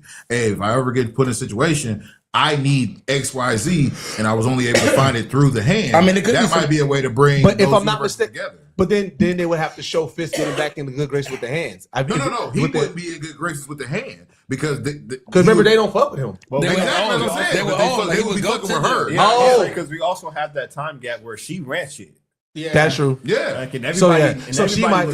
So the hand might fuck with her. Last season exposed. Basically, he's only being the mayor right now. Yeah. He's not the kingpin. She is the underworld, leader. So this whole scenario has been him trying to impress her, but the whole season. So all right. So now this is where I think that she's not going. Even if the hand take her, you gotta think. Remember the hand. They have not necessarily the Lazarus pit, but they got that whatever that consumer thing that they put a lecture in. But remember, when the lecture came out, she was fucking psycho, right? So they put Vanessa in there, and now Vanessa's like, no, I'm really not fucking with you, Fisk. Like that would send Fisk off the deep end. I mean, I think I think the good thing about that too, because I feel like if that's the storyline, they set that up well by the lady asking her like, why do you even deal with Fisk? Yep. You know what I'm saying? And she was like, I got, I can't see myself like she, as much as we know how Fisk is and she knows how Fisk is, she's like, I can't see him no other way. Yeah. You know what I'm saying? So to take her memory away where it's like, I don't, now you are seeing the violence, like, nigga, you are dank, like, you know what I'm saying? Like, I'm no longer. Because think about it. If you put her in that, you put her in that thing like a lecturer. But then Fisk would say send her like. You still would have a way to give her what she was. Yep. And like you say, exclude the Fisk part. Yep. So now he could just be, oh, he ain't even your man. That's your adversary. Yep. He was trying to take you down. Look what he was doing to our reports. Look what he was doing to this. Like, that's where I see the angle, how to bring all this together to make the lines and go. You know why you got a lot of backing on that? Think about it this way. Right now, it seems like Fisk is untouchable. The only person that would be able to take him down is somebody inside, right? And we've seen that happen where not necessarily nobody was very effective, but the only person who will be truly effective, and we know that Fisk's mayorship is going to end, is Vanessa. Yep. You know what I'm saying? Now think about it though. His mayorship could not end. He could just be gone. Like that's why chief of staff is there. That could be that too. It He could be that too. gone. No, yeah, I'm saying, yeah. Like I feel like even in the space, if you really combining the worlds, like I hear all y'all say, like I can actually do see the hand kidnapping Vanessa. That's why Fist disappears to search her down, but that's also why, because it can be even that kind of conflicting moment where Daredevil, Spider-Man gotta help Fist. Like, bro, we gotta save Vanessa. Like, you know what I'm saying? So like that whole Spider-Man thing is like we really ain't here for Fist because we gotta stop the hand from taking Vanessa. Like, and it becomes like that's really why where you'd be like the mayor really like Fist really could just not be there. Yeah, like they'd have to write in a way for Fisk not to be in New York when Spider-Man is going, because he can't be in the movie. Yeah. So they have to figure out a way to write him out of the city. And I think Vanessa getting kidnapped at the end of season 2 or whatever would be a good way for him not to be there during the events of, or even just Punisher whatever or, him and Matthew Lillard's character, because like clearly, they, like you said, she not necessarily a fan, but she like what he doing. So she because remember she made that call for him. nationwide. Like she made that call for him, and they changed that fucking tune. Oh yeah. So But I mean, that's why that's where my theory started, because I did not expect that to be the name drop at all. I didn't expect any type of connection to the MCU at all. So when they name dropped her, I was like, oh shit. And then when they brought in Matthew Lillard, I was like, oh wait, this is a bigger play here. And I was like, oh, you know what I'm saying? Maybe start thinking about it and shit like that now. You can tell like they got bigger plans. Like even though he was like shit when his people got killed, he still wasn't that broken. Like, he's like, damn.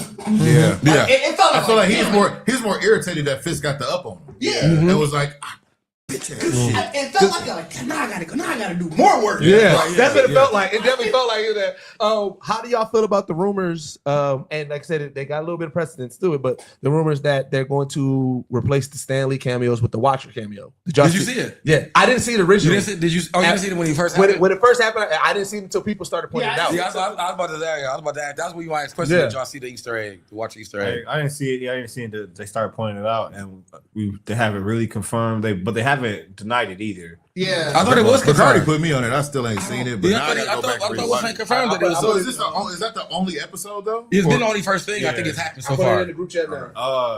But I thought it was confirmed. Because all he said was always watching the head of Marvel. It wasn't nobody for the show. One thing or the other. Yeah. It was just like you said in that story. So yeah, that's why I said the rumors. I don't know. I'll be here for it. Dope. I'll be here for it. Extremely dope how they. It could be a retro and something they retro canonize as well. But I mean, they're doing another season. Wait. This what I'm looking at. I was supposed to see that and reference the Watcher. So wait, somebody bring up a Well, good click the point. post and you'll see them. Somebody bring up a good point. You don't just create that perfectly silhouetted like that. And that scene, like, Daredevil was running away in that scene. Yeah. But it was It held. lingered. It was the way that it held. I thought the nigga was just hurt. That's why I'm like, because they showed Bullseye in the street, kind of laid out, and then they showed bro. I'm thinking like, oh shit, now they gonna get caught up because he got a knife in it. I mean, he got like. That's like you only see it full when he stands up just before they actually sprint down the block. Yeah. Like, like the camera pans up when he. Yeah, that's why I stands said click the actual post. You'll see the two. So but it's like so they make a good point about it being like you went out of your way to make sure. He got the photo. Hopefully, and I think that's like I think for me when I watched it, like when I saw the post about it, I ended up watching the episode again because the only thing I saw in somebody's comments was saying like, yeah, he's watching over the boxing match, and I'm like, what the fuck? I'm like, when they you can see him in the window watching over the boxing match. Yeah, that's no, that's what I'm saying. No, that's what it was. Like I kept watching it over and over again. This is the one that I. No, that's what I'm saying. Like I kept watching over. Let me see how yours look. Yeah, that's what I'm saying. Like the top one, yeah. Like I kept watching over and over because I thought he was in the windows, but by doing that, I did pay attention to like the light fixtures and shit like that. So when you saw the silhouette, it's like y'all cold because y'all use the light fixtures to do that. Like you can see how they can angle it to do it, but it was like. So I'm here for it, long as they don't go what if. Because no, I thought that's what I thought the link was. What I was saying, I because like as much as I did enjoy what if, I didn't like the Watcher getting involved because you're the Watcher. I think if it is them using him, he is always around and watching big moments happen because those are a moment in history that's going to change things. I think he watches the pivots of the story. Yeah. But I also feel like as I said, my thing was because the what if is like the Watcher. So if you wanted to do another season, or if I think they are doing another season. Like all the Watcher does is change. Like the what if is changing a pivot. Yeah, so like to show him in that one scene would be like, all right, well maybe we're gonna get an episode.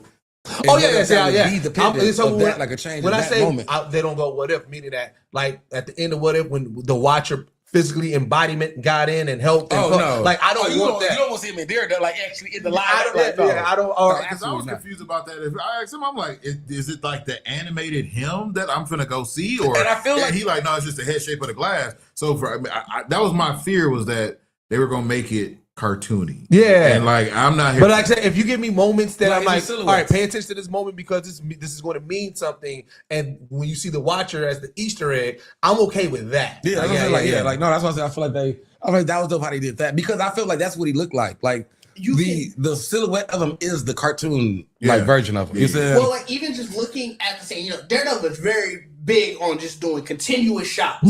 Yeah, this scene there are 2 cuts. Yeah, literally. So when he falls, instead of like him showing him get up, it cuts. It cuts him back and out. It kind of shows him like starting to get up, like he's yelling back inside. Then it cuts again. No, he was listening. Oh, I got you. Yeah. It cuts again to then. That's when you see the shots. Like it's very intentional that they were trying to make sure, like, yo, we need to catch this. Yeah, because if you just getting up, the way the camera moving, you might miss it. Yeah, I get that. I mean, I'm here for it though. But I think that's a blatant. I think they have to show it to us in a most subtle but blatant way first, so they can start people to start looking for it. You know what I'm saying? Because that was a very different. Even if you didn't tell nobody would ever like. Well, it also gives that Easter egg cameo type of situation purpose. Like as much as I love every Stan Lee cameo, that was just like, oh shit, it's Stan Lee, right? You know what I'm saying? This is a simple way to connect things without it be taken over.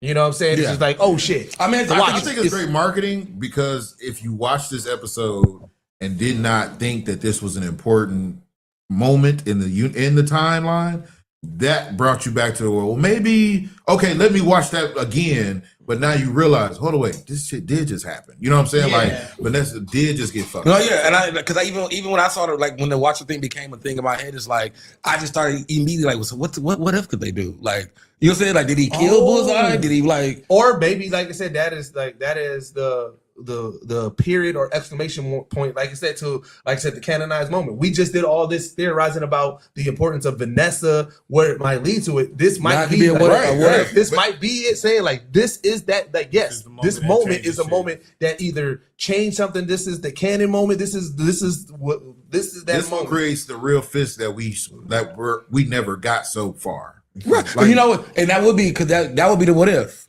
Because what we know is Vanessa is really the actually ruthless one. Yeah. So the what if would be if Vanessa didn't die or didn't get out. Or whatever. Like if she actually killed Bullseye and you know what I'm saying, went about her, you know what I'm saying? They go that route. They could go that. Think about it. If he kills Bullseye, right? He saved Fist. Not even talking about Daredevil. If let's say when Bullseye got there, somehow he dies.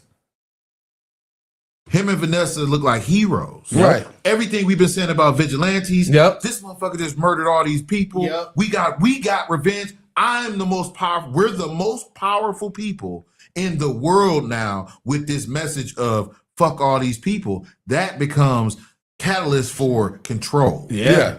But now we're going to get probably the opposite. Like, we're going to get that downfall. The underworld and make it seem like I got to do it for Vanessa. But again, and that's really what it is. Because like I said, I feel like that's the difference. Because like now that Vanessa is really gonna be out the picture, we're gonna, of course, Fisk is gonna disappear too. But we're watching the power gain of Fisk again. You know what I'm saying? From this catastrophe. But if the what if was Vanessa killed him and did everything, it would actually stay the same. Where Vanessa always still had the power, and Fisk still was trying to, and she just catapulted herself even more by killing the vision. You know what I'm saying? Yeah. Or what if that shit would have hit Fisk and killed Fisk? That's probably the what if. That would have been like, what if that night Vanessa took over and she became... There's so many variables in this moment that this is a great what if. It could be it could be that could be a what if, like instead that he didn't actually throw, or he just killed Fisk instead. Like you would saw the same scene. Yeah. That like she's shooting. Matter of fact, you know what? That was too late to hit it with the bill. Yeah. And it hit him right in the head. You know what? You know what I'm saying? That's actually the more likely, because you got to think. Even like people, like the general public don't know that Vanessa is really the one that's underbelly, right? So killing Fisk, and then now Vanessa becomes full front. Queenpin. Yeah. Like, you know what I'm saying? Like, That would be the what if. What if Kingpin became Queenpin? Like, that would literally be the what if. And I mean, and I feel like in the same thing, because if you think that Vanessa really is not dead, we in the coma, that just would be the story. It's just the swap. Like Kingpin's in the coma instead of Vanessa's in the coma. Yeah, because like I said, what if Love's turning villains to good guys? So now Fist is on the side of the good guys, having to stop Vanessa. That'd be crazy. Speaking of crazy, let's talk about the boys.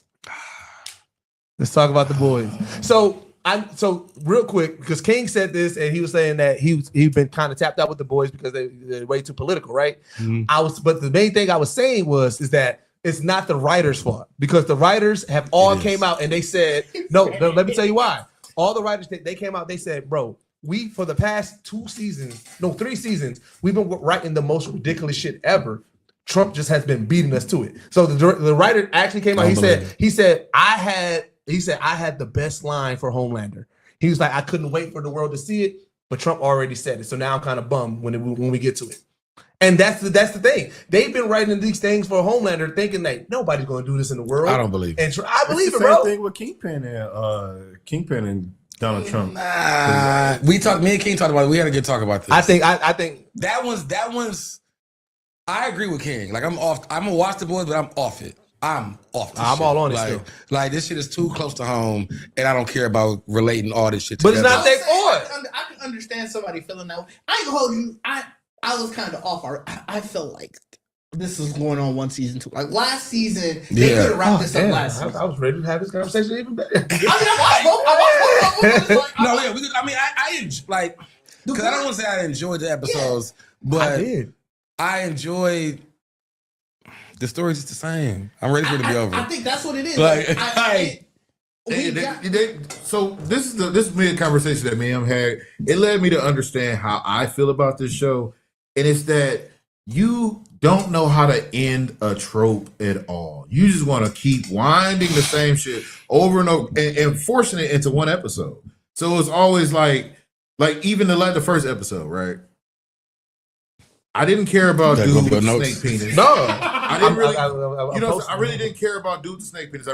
Mother's Milk and his situation is like y'all overdoing it. Y'all beating him. Y'all beating that dead horse. I didn't need a third act of that. They did the Peter Griffin chicken shit. You know what I'm saying? And that's my thing. Is like it's so much shit we don't need that they just keep putting it up on a pedestal as if like we supposed to give a fuck. I don't care about Starlight and Huey's relationship. Don't care.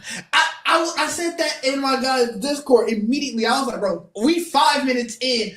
Huey saw her look at them, see Kimiko and Frenchie about to die. Like, basically prioritize saving them. And he go, where were you? He's like, nigga, are you an idiot? You're a man, bro. Handle it. You could have gotten your friend out of here, and yet you still sitting here looking stupid. And depending on Starlight, bro, like the really big thing that I like, and like I said, that's why I can't compare it to Daredevil, because Daredevil is still, even if you could say the tactics in some way kind of play the same, it's on a local scale. It's just New York. You know what I'm saying? Like the boys have gotten to a space where it's like really global, and it's all government ran. Like this ain't no world of superheroes. This is government created superheroes that they control. And it's like like when you start adding more political stuff in it, like I think I really enjoyed when I first watched The Boys in the first couple seasons. I enjoyed looking at the show as this is like a realism behind the scenes of the heroism that you would see superheroes being.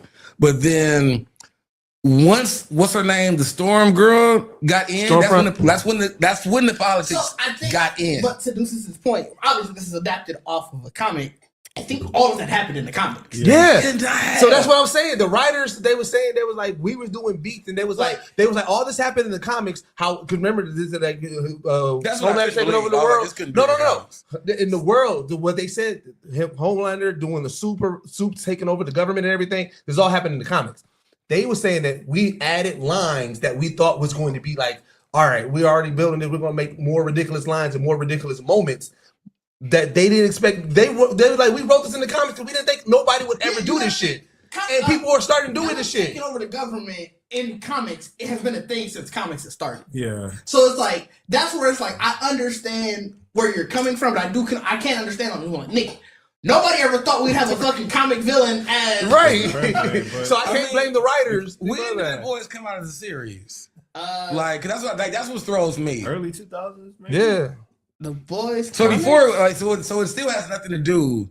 Like, it wasn't out when Trump was running. No, the boys comics came out in 06. So Bush was So like I said, they So wrote everything that we're seeing, if they from that comic from 06, is like even though it's going on right now in real life. yes, They wrote this in 06. they've been saying that for the they finally longest. modernized it. Like Yeah. Now you With the social media, you use social media, yeah. or you use So that's AI, what they stuff start like doing that. with the show. You modernize it to be like because you're trying to. It's Yeah, set but in 2026. that's part of why it's losing me. Like, don't get me wrong.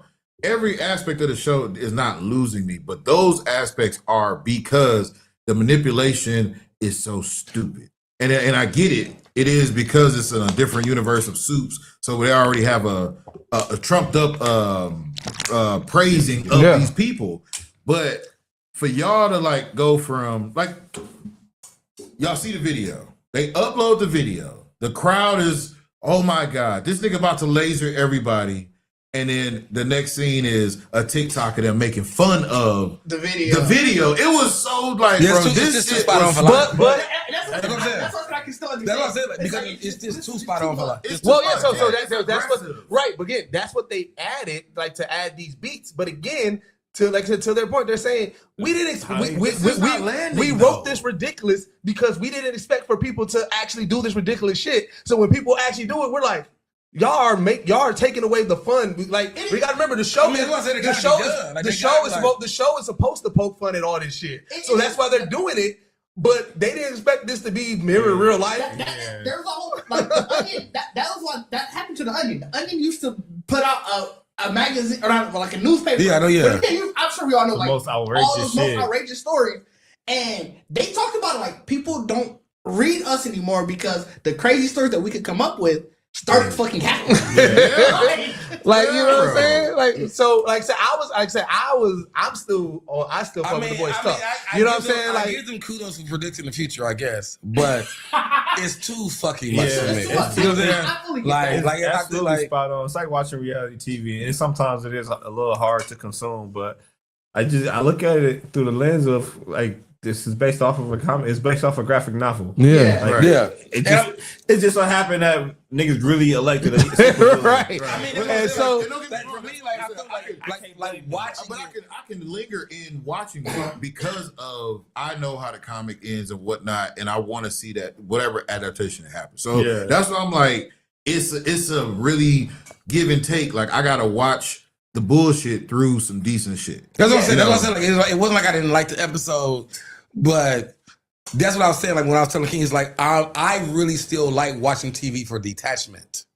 So I don't like watching it. I'm like, you know what I'm saying? I'm like, I just saw real on this in real life. It's a small farce away from reality. Like, which that's why I understand Like, that. it's too I understand close. that. like I even, just- like even the But because of But what it's I not know, their that's fault. why I give them grace. yeah, like I said, like when they did the the videotape, and then it's like, oh, we're gonna cover it with AI. I'm like, bro, we already in this spec. Like, And you know what's Like- crazy? That's my thing. I don't like- absolve anybody in production ever. Like it don't matter what it is, because somebody could have said something like, "Bro, can we reshoot this a little bit? Can we take this out? Can we?" Because like, bro, They gonna be the doing that all whole season.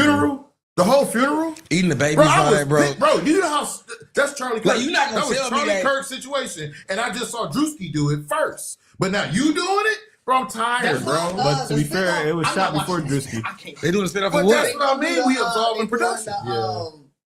Soldier Boy and what's her name? Stormfront. Damn. spinoff. I guess I'm in the minority because I'm excited for the fucking I was like, spinoff. I still fuck with this whole I'm not universe. about to watch because I think it's supposed to be set in like the 50s, Yeah, it is. 60s. Oh, they about to let it rip. Yeah, they doing a spinoff with. Well, I mean, Soldier Boy's and always Stormfront. he's already a little racist, And it's bigoted, like, bigot and shit like that. Let's watch that. I am. That's a lot. I'm still in That's all a in lot. on the boys I universe didn't like Stormfront at all. because At here's all. the way I Oh, and I definitely don't want to see it when they gonna definitely say the N word. well, so here's the thing. I think for me, even though, like I said, it's hitting close to home and shit and stuff like that, I still look at it as a superhero universe in here, and I like the tongue in cheek super. I like these superheroes are not really superheroes. They're all fucked up. So I like this universe. I'm gonna continue to watch it. I'm still all in. Yeah, I mean, I'm still watching. Like I said, I'm still all even with the spinoff. I'm all in still. I'm gonna still watch it. Like I said, I think it's like the same thing we said earlier about when you just really just humanize everything and everybody. Yeah, you know what I'm saying? Like it's just like they're. But this like, is not humanizing them. I don't think it is. That's what I said. Like that's why I said I enjoyed. That's why I said I enjoyed the beginning of it because it's like so. This is the example that I had because I went back and started watching classic sci-fi where I'm used to a universe where one guy has the power on the evil side, but he uses, fear tactics and jealousy to get his team under him. This like RoboCop, right? OCP, there was always a head chair guy who was a dirtbag who had an ulterior motive to take over, and I want a robot, get rid of the working man and all this shit. But then I'm gonna buy everybody underneath me. Vault, bro, is just a whole organization of dirtbags. Yeah, that all have like a fear of not even Homelander of like I just want more power than him politically, or I want to be liked more to him, or the ratings and all this shit. And it's I can turn on Fox News and see that. And that's why he's made my humanizing because you took away superpowers as like to me, superpowers should make you. Not necessarily above nobody, but like special. Yeah. We, as the citizen in that world, we're just casualties. We're liabilities of them. And I don't like that because, again, it's not escapism. You made them niggas to humans. I mean, I don't watch it for the escapism when they decide to do something. Yeah. And that's what I'm like, it's just kind of like, all right. I feel like with this, like I feel like it's just a season too much. Yeah, like I feel like it's like I feel like me watching it. I'm fully in the minority. I feel like when I watched it, like just like I'm like, and I told the same thing too when it first came out too. I think that was even like for me like a beginning transition into like the more over the top because I think when that first came out we were watching Invincible and The Boys like back to back. So that, and those were two like nigga both of these violent. This is a violent. Yeah, I think that's what it is. I'm just like. You can only what you were saying. You can only retread the same stuff. So I started feeling like that mid last season. I'm just like, this should be ending. So let's get into Invincible. But I want to hear more. I'm done now. Y'all have killed it for me. But my transition, the reason where I separate. We can do favorite scenes. Because I'm enjoying it. Like I'm enjoying it. It don't sound like it shit. Like I just want them to get rid of certain shit. Like I'm glad this dude gone. Like I'm glad this dude gone. So that's the only thing. Like I like where it's going and how like that what they doing. Like the whole concentration camp break. Right. That was a dope scene. Yeah. I liked the end, whatever, but.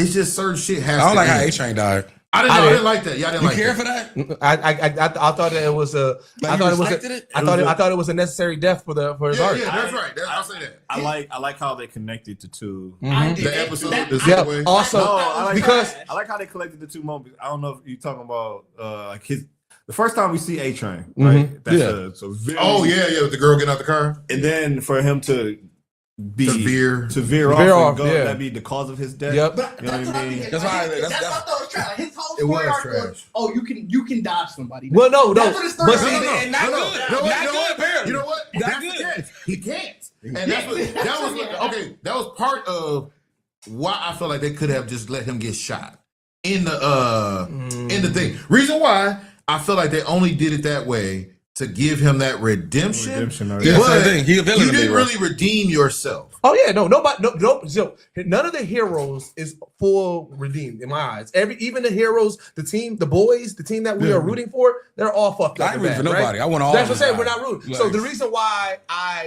I respected A-Train's death, and it's not even the veering off. It's that last moment that he had with Homelander. Yeah. To me, that is going to dig deeper than any fucking thing because Homelander really. It Homelander. You know, the two moments. There's two moments. There's two moments that is that, and then when he had that conversation with Huey, he's like, "Why the fuck are why are they?" And he was like, "Because I'll do the same." And like Homelander is having this realization, like, "Bro, I would never save anybody for off of it, so I don't have that." And then he's realizing everybody around him is just fear. It's just you know what I'm saying? He went through that last. It's the power of friendship. He did. He goes through every fight.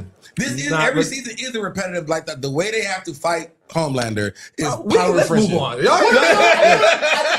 did want to talk about favorite moments. The favorite moment, I even said the favorite moment. It was just a funny moment where when Butcher came in to save him, he was like, "You didn't tell me your friend's name. Nickname was just mother's brother."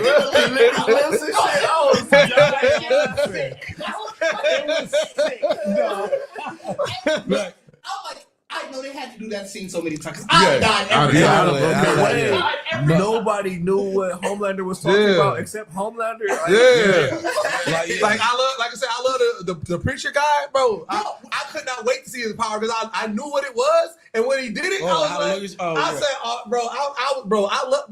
fucking love the boys. I love this show, bro. I felt like I wish A-Train would actually die and everybody saw him die. Yeah, I purposely thought that him running in that whole moment was like another trap. Even with the veer off and him talking shit to him, I thought it was really somebody else. So it's like my thing was, when he actually stopped everything and they gave him that moment to slow everything down and save everybody, he could have took the laser and I'd have been perfectly happy. Nah, because then they wouldn't have been able to do the cover up. Yeah, that's fair. One other thing that had me dying. One of my friends, he watched the episode before I did, so he texted me like, "Bro, I can't believe they brought back Soldier Boy for only 2 episodes." Oh yeah. So I guess he was so mad he stopped it at the end. When he saw him in the thing, yeah. So it was before I had watched it. I was like, "Damn!" So the entire time, I'm like, "Damn!" Soldier Boy died this episode. So then when I see him get up, I'm like, "Hey, did you not finish the episode?" He was like, I did fuck with what they did with Rock Dude though, making that nigga be. But so here's where I believe, like I said, because I didn't read the comic of the graphic novel. So here's where I believe that the story is going to go with the virus, and this is my theory on because of how they doing with Gen V. You didn't watch Gen V, right? All right, so that virus is going to fuck up everybody except natural bred soups, right? Homelander, Marie.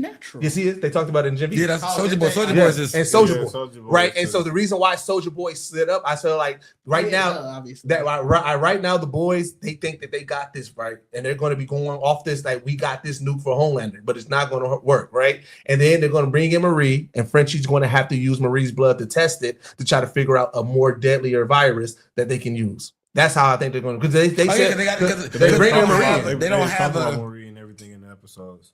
You said what? They were talking about Marie and everything. Yeah, they're bringing her in, and so that's why. But because I believe that that's what it is. The issue is that virus is not going to work on Homelander, which is what they want to. It's going to work on all other people, but it's not going to work on Homelander. And then Soldier Boy sitting back up confirmed that. But so do you think now that would be? Because remember I said I think Butcher gonna die. I don't think he's gonna make it through the whole thing. Do you think that because we know now that fam did get up, that they're gonna set another trap because they believe they can kill Homelander? No, they're gonna set another trap. And right now they believe when Butcher killed, Homelander kills Butcher, nah, cuz he's gonna kill somebody else. Yeah, I can see Butcher. Yeah, then Butcher's gone, and then now that team is getting Marie because in Gen V, we gotta stop to update you, Dig. I'll read that. Well, in Gen V, they literally said, you are the only person, Marie, that can actually kill Homelander, right? So, like I said, I can see, Butcher dying, but they need Marie. They were trying to use in the story. They trying to use in Gen Vito. It's about her powers. Yeah, you said. Well, I'm saying, but again, like I said, even outside of that, like I said, I can see that they're laying those breadcrumbs. Whether it's her powers or whether it's using her blood to, her power is her blood. Yeah, so it's definitely gonna be a. They probably going to use it. They might just use her blood to just make bullets or some shit with it. You know what I'm saying? With the virus in it. With the virus in it. But yeah, never mind. I was gonna say I saw what happens in the novel. Oh, you did? I don't want you to spoil it. I'm definitely not. That's why I'm over here quiet as mother. Let's get into Invincible then. All right, so I've been loving this season. Oh yeah, that's right. You ain't. Yeah. You ain't watched none of it? He said he fell off. When they had that break between season 2 and 3. I know a lot of people who were just like, Roger never went back to really. it. So I've been loving such a long break. They was Roger it was a long break. I've been loving this series. I've been loving the Viltrumites. Like they were like how brutal they are. Like even when, like I said, we haven't talked about Invincible yet, but like even when they was talking, like we did. Not this season. No, not this season. I remember talking about Thrag's hairline. You might be in your group chat. I don't think. No, we was talking about. I remember King was talking about the Viltrumite barbers. We was talking about the Viltrumite with locks. Maybe we were just talking about it. Did we talk about it on the pod, or did we just talk about it? I think we just mentioned it. We did. Like We in were the talking drive? about it was supposed to come up next. I think it might have been somebody's recommendation. Yeah, but like, you know what I'm saying? Like, even with they training to pretty much beat your ass until you almost dead. Yeah, like, you got to no, prove the fact that they don't raise their kids at all. You just got to show up to school. Yeah. Or die. And shit like that. Like, they don't know shit about life. But the episode before the last one. Only 50 of them. Yeah. That shit just wiped them niggas out. They was like, what the fuck is this? What's crazy is I feel like they would have been there eventually anyway. The way they was doing. even the fact that they was mad at bro for being a betrayer, it's like, nigga, you don't teach allegiance. You really teach survival of the fittest. Yeah. So for him to even be the nigga that killed most of y'all, you really should be looking up to him like he's the ultimate Viltrumite. Yeah. Like, yeah, he definitely, yeah. I'm trying to unify y'all. I'm trying to get y'all to chill out. So the episode before the episode that last week, or this week's episode, that was the big one, right? You know what I'm saying? Where like, bro, like he was pulling out Mark's guts, bro. That shit. Conquest fight. I mean, that shit. Hey, I monster, legit stood up because again, I didn't read Invincible, so I legit was like, what the fuck, bro? So I read I didn't read it, but I saw the recap. And it fit. I think it fits the recap. I think it definitely fits how it was like written. I felt it was shorter. You know, it could have been a little longer. With the fight? The fight, yeah, but it makes sense. Like, you basically gotta choke a nigga out till he die. Yeah. So, I mean, I think that's what made it the intense. Because I mean, if you don't, you could have a whole bunch of punches and kicks, but it was like now it's just survival. Well, I enjoy it. So my thing was this, right? I enjoy a dedicated fight. You know what I'm saying? Like how a nigga be like, no weapons, and it is hands and I love that shit. You don't sneak a nigga, don't go get a knife, don't go get a gun. When he grabbed Conquest around the neck and said, no, nigga, you will never breathe again. I was like, okay, now you gotta prove that shit. Yeah, I mean, really, because the nigga neck thick is a bitch. Bro, like, bro, that nigga had little hands compared to Conquest. He was right here. And that was the thing. I thought, because like every time he would like dig in, I'm thinking I'm gonna see that neck shrink, and it didn't. It did. It was just eyes turn red, like, so you knew, you could tell. I think what they animated Viltrumites love was squeezing a the head, bro. masterpiece because it showed it was realistic. That's you know what I'm saying. Like if I had to fight a thick neck nigga, I wouldn't assume eventually he gonna give up. Yeah, and it was like, I mean, it was definitely it took a while. Yeah, it took a while. Like it was definitely crazy because it was pretty much. Like I said, just that, like that really was like that was an intense scene because like I feel like because it was quiet, like he was really just the grunts and the chokes and then the squishing of the into like you just like, bro, what is happening? Like I was like, what? Like are y'all both about to die? Like are y'all like is this like? Also, I realized that the Viltrumites they must have extreme chop training. Like that because chop is crazy. Like it's a lot. Remember the they go straight through. Right, it goes straight through. Remember, he threatened the kids. No, I'm saying like it goes straight through. They moving to prove that they're a Viltrumite. They snatch it off the beard real fast. Like they do chop movements. Like that's their shit, bro. They really. That's their fucking shit doing the extreme chop movements, bro. Are y'all? Oliver got some training. I just want to jump in with I was gonna say I was gonna kind of lead to that. Are y'all with Nolan? Are y'all here? Is Nolan redeemable? No, not even close. No, my thing is because that's what he's trying to do. He's trying to redeem himself. He's trying to prove himself. I feel like I don't know the story, and I know the story probably the same. But I feel like it's some betrayal coming in from Nolan. I feel like he gonna see his people will be like the way he buried Conquest. He been fighting his people. He ain't fought a lot of them. He fought the two niggas. Them niggas. He don't care about them niggas. But when he see like threat like his niggas, I feel like Conquest. I feel like that was somebody who he knew because like Conquest was like, hey, Nolan. He said, "What? I get to kill you." But I'm like, like, you know what I'm saying? Like, that's what I'm saying. That's what I'm saying. I feel like how he had to tell his kids. They like Oliver, like, dog, fuck you. I don't think he's trying to redeem himself. That's what I was gonna say. I think he really like, look, I made my decisions. I just want to be at peace with myself. Yeah. You know, I know y'all probably not finna fuck with me. No, because he keep on apologizing and then. But that's look. I gotta say my piece. Yeah. That's it. Because he's a whole ass nigga. He is. To Debbie, bro. Bitch ass nigga. What he did to Debbie, I was pissed. I don't think he feel like I don't think he feel like he's gonna leave this fight alive. Like I said, that's why I'm glad Oliver was on his heels. Because even like him walking around with the bare feet and all that shit, I think what it is, he's come to an acceptance of the end of his life. Yeah. So what he's trying to do, because he's training the boy. I don't think he trained him with the idea that I want to have a father-son moment. He trained him with the least I could do is let you live. What I can do is have my legacy do what they can do. Also, I'm probably not making that. Also, Thrax he kind of showed it because remember in last season, remember his speech to Mark? He was telling him, he was like, they keep on talking about like I'm like this pure, but like I'm the best Viltrumite. No, I really want to die. You know what I'm saying? But I want to die in this amazing fight, right? Maybe that's the true Viltrumite end. It's like you don't really get redeemed. It's just like, all right, either I'm gonna die defending or I'm gonna die. You know, like I mean, it's the best war you can die in. Like I'm gonna fight I'm choosing to fight my people and end this war. And it's like because you really that's the redemption. Like that's so if I had to I don't care about it, but I understand the direction of it is he's just trying to stop them from coming to Earth. Yeah, like that's really all. That's really all he's trying to do. I also think, in a real sick way, this is Nolan's way of trying to integrate his children into having honor for the Viltrumite Empire in a way. Yeah, because he doesn't figure out with the depth that he always talks about the Viltrumite Empire like we're supposed to be bringing peace and unity to all this and blah blah blah. Yeah, and under the leadership. That's what we do. So if Thrag is your leader, you only following his direction, right? Yeah. So his mind, if he was to be like Superman just completely made his own allegiance to Earth. Yeah. Right. You know what I'm saying? So now whatever he creates, however he thinks about protecting it or passing on his legacy, he's creating that. Where if my father was so dedicated to these people that even this motherfucker who tried to kill me and my brother, he still buried them. He still showed them respect. Yeah. He never, though, compliments conquest.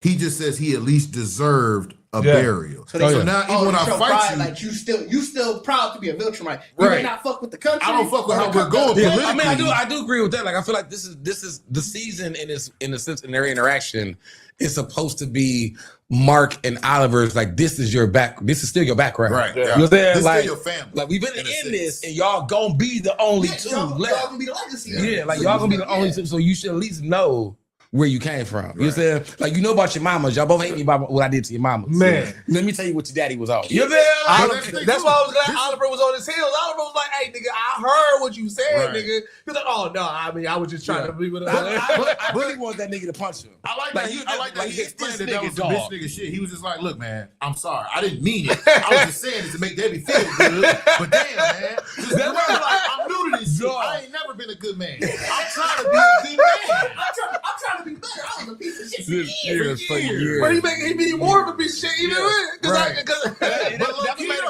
he don't know that you need to be good to everybody. I only need to be singular, good to you. In this moment, I can say fuck everybody else if it makes you happy. Right. Like that's you. Now I'm gonna say fuck all of them.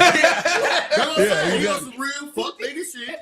Which I get. But the thing about it, it's still his mission. His thing is still your mission was to go to planets and find cultures that you could crossbreed with and make other Viltrumites. He just doing his mission, bro. He's feeling that because he should have realized Oliver's planet was the planet to do it.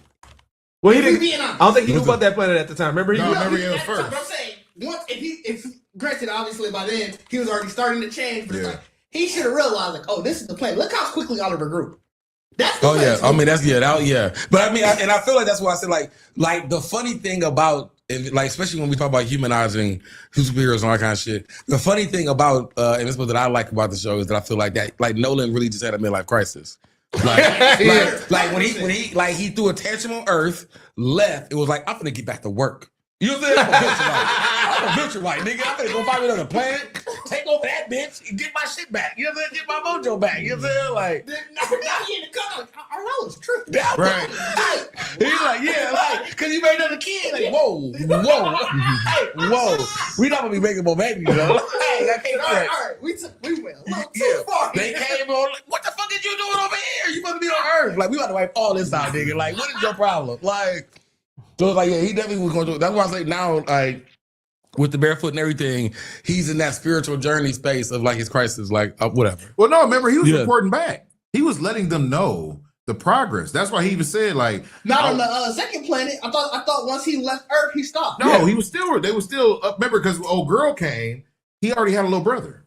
Like he had already been telling them, I had another seed. That's what when Conquest came, he like, oh, you one of his fucking crossbreeds and shit. Like basically, oh yeah, I mean because they came to visualize cancer, so they wiped the planet out. Yeah.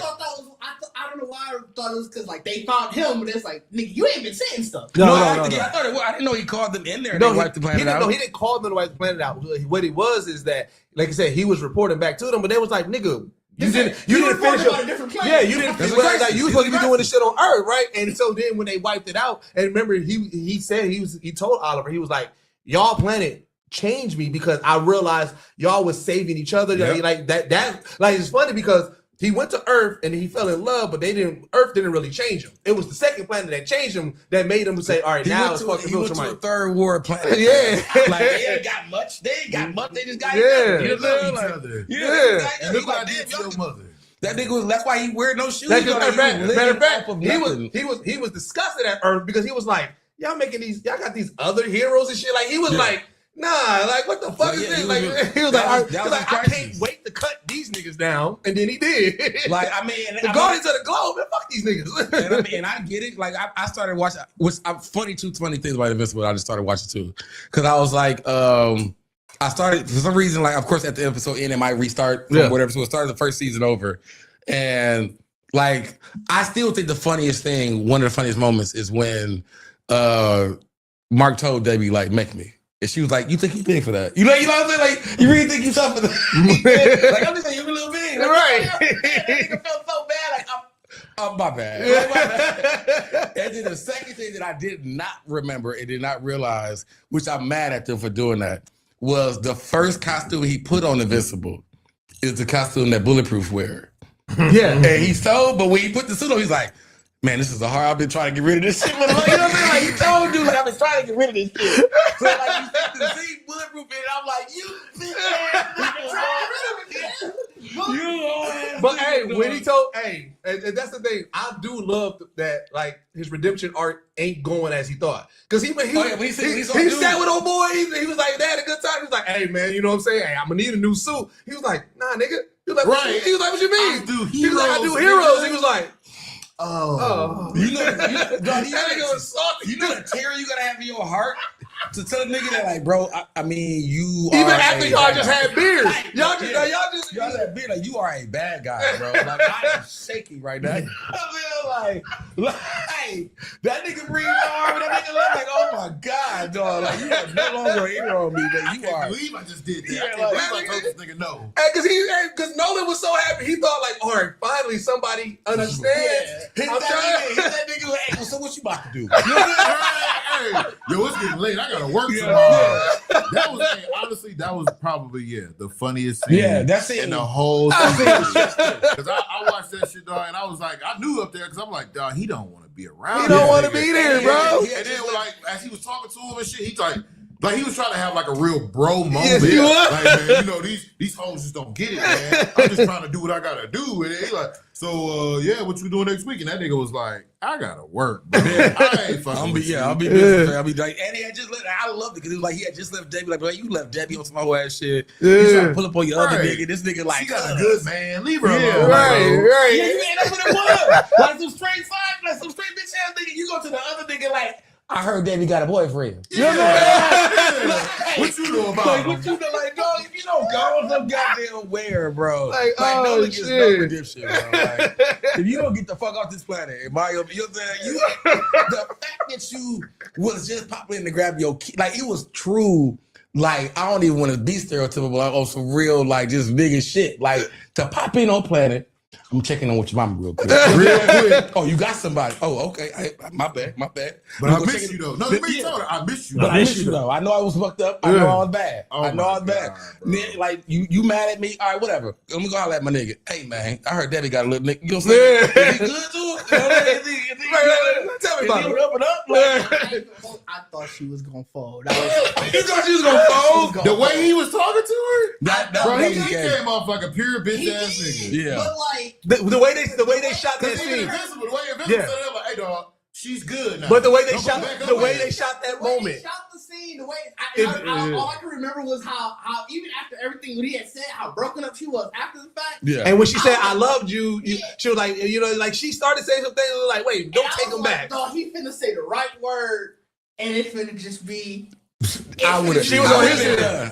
But she was on his heels. Because I was still prove that like he tried his redemption, but he fucking up at it. Because he still just left. And then I think if you know what? Listen, I get it. If you a regular nigga, right? And it's your baby daddy, baby mama situation, I get it. Y'all forgot about Chicago. Right. I don't think she will ever forget about Chicago. Get caught a pet like nigga. That's the pet thing was the thing. Oh, that was the thing. The pet thing was the thing. And that's how I feel like you talking to her. It's like you just like I know. Like how you beat your dog and be like, my bad. I messed up. Yeah. Like, come here. You know what I'm saying? Like I ain't gonna do it no more. But I love you, girl. Like, I love you. Like I was really mad at that, but I was like, that's what I said. Like I was just like, Think she gonna fold. It's gonna be. Oh, if he'd have folded, if he would have got that scene and won, and then saw his nigga too, I'd have been off this show. Like, because if the nigga would have gave him a suit, now you nigga gotta give him a suit. You know, because you still like you shouldn't have did that. Now I thought like they were gonna try to prove that like Bro is a dirtbag one last time. I mean, he was. He was. By doing that, I was like, bro, this nigga, no, because the pull up was crazy. Like I said, even having Mark being like, bro, leave my motherfucking mama alone. Right, don't go over there. Because I got to do it. What do you say? Are you doing it for you or for her? And like I said, they extended it because, like I said, when he got to the planet and Oliver like, nigga, I heard you. He like, look. I tell her whatever. I had to tell her whatever. Tell her whatever. Like, I love your mama. You know what I'm saying? Boy, gut the fuck. They would have made that scene so better if Mark heard it and was like, wait, like what? Like to really like keep on talking in circles. Like just be like, you know what? I'm trying here. Like, shit. Let's get into recommendations because, like I said, I know we want to do our what's the name. Oh, you ain't see it. Oh, I didn't put it up while we was. I should have put it up. Yeah. So we can get into recommendations. Oh yeah, the Gucci Man thing. Yeah, Gucci Man thing was. I didn't really have much. I didn't have much fun on it. Well, pretty much, Pooh Shiesty went to get. I know that part, but I don't get the anger that certain people have. People are mad about it? Yeah. They calling him a snitch. Who, Gucci? Well, he put his diss track is pretty much snitching. Hey, but that's what he does. does. You tried to kill me. But you know street rules. No, wait, you know Guwap. That's what he do, though. Listen. That's what he do. This is Gucci Man? This is the whole thing that we snitch or he make diss songs? He talk about what happens to him for real in his rhyme. I know that. I'm just saying. He talked about the Pookie. When he shot old boy, when shot old boy. I mean, yeah, he did do that, yeah. And it's not like it came out of the left field. No. But he talked about his crime. I think that this thing, it's not a crime. It's not snitching. I don't believe it's snitching either. You were in a legal binding contract at a business meeting. That's what I say. People forget that this is not the same Guwap as this ain't Guwap. This is Gucci Mane now. Because so this is why people was upset. Real quick. Reason why people are upset is they're saying that old Gucci Man, Fat Belly Gucci Man, would have spun the block, and his diss record would have been about him spinning the block and his retaliation, not about more so what you did to me. So that's why people are upset. No, niggas. I saw people saying like, "Bro, he gave a statement." Like, I guess he did. Talked to the feds, he talked to shit. Nigga, yes, you tried to kill me. If I don't feel like putting my life in danger to like. No, I get that. But people are saying that. Oh, that's why they're leaning more to the clone. They're saying, "Oh, Guwap wouldn't have did any of that." I thought he said he wasn't going to cooperate with the authorities. No, he did. But he made songs. Originally it was already on the original paperwork. It's not even about him though, because his security were involved. Yeah. So regardless of what we talking about with Gucci himself, you still have to understand that you hold him accountable about other people's actions. It's gonna happen no matter what. Right. Yeah. No matter what. Like I said, Pooh Shiesty, his daddy, all them other niggas, Big Dirty, all of their lives are not in Gucci's hands of what he got to say. I know. It's already other people telling Yeah. you. I mean, but you know, people misconstrue street rules and actual laws and shit like that. Back to what we said People that misconstrue street rules are the people that don't actually be in the street. I know. So that's why I said the people that are upset they hold no basis, but that's what their basis is. Is that old Guwap would have spun the block and then he would have rapped about it. You know what I'm saying? Like old Guwap did when he came to the meeting with off the clocks cops. Nigga, like Ogawa would have did that then. Like Exactly. Gucci Like, what are we Mane came talking with about? off-duty cops. That's Gucci like, Mane, bro, it's Gucci something- Mane came with he was dressed like in a trench coat. Like he was dressed as a businessman. Like, bro, this is not the same. That is not the same. I mean, the funniest thing of it is I can truly believe that even, like I said, for Gucci setup and everything, coming with an off-duty cops, whatever, it's like, he knew before he was getting there, like, this nigga Something mad at right. me. I don't know what this nigga finna be on. Something So let me right. just set up, because I'm not going to do nothing. But if I got Bro. cops here, like off-duty cops, y'all got to say what's going on. It You know was what I'm saying? crazy. Even the stories that this was supposed to all be about his guy, getting killed, and then Gucci not taking care of the funeral, and that's why he was mad. That's why he wanted out of his contract. Dude, the dude daddy just already made a video like, nah, they gave me like 20 G's. Like they pitched in, paid for the wedding. They took care of my family.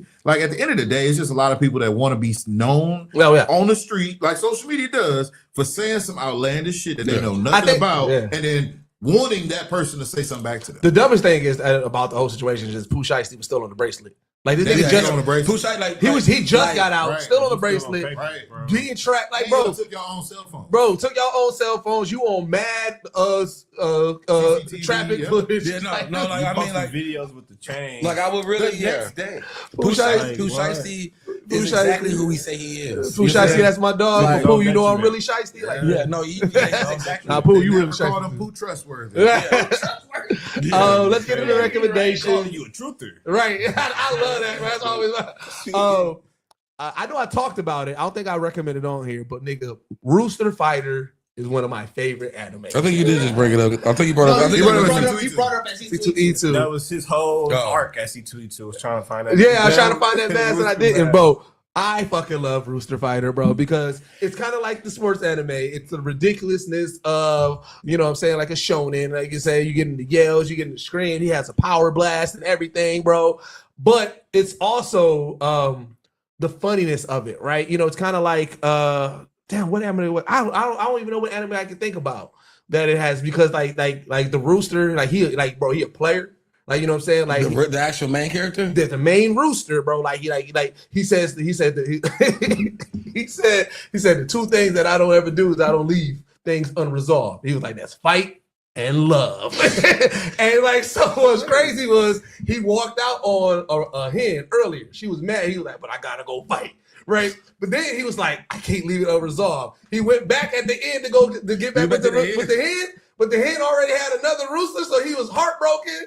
Cause they was getting busy, bro. He was like, no. The way you describe this shit sounds like what Styles P describes Ninja Man, It's like so- Karate Man. Bro, it is so Like- hilarious, but it is so peak, bro. I fuck with Rooster Fighter, bro. That's here. I need everybody to go watch Rooster Fighter, bro. That is my shit. That is my recommendation, my one recommendation, bro. I'm gonna recommend Maul Shadow Lord because that shit. Oh, two yeah. episodes Yeah, I started there. watching it. I ain't watched forgot it. Great. That would have been my second one. Yeah, it's good. Like already it has the like mystery aspect of it. And, like he come in on business immediately. Mm-hmm. Like he trying to basically find. Well, one, he trying to get his power back, like with all the syndicate. When does this end? When is this This is in the story? after the prequel trilogy. So like during the time frame of the original trilogy. I don't know the specific year off the top of my head. So that's why. Okay. But it's like think about like during like the Rebels era, like that type of time. Yeah. Okay.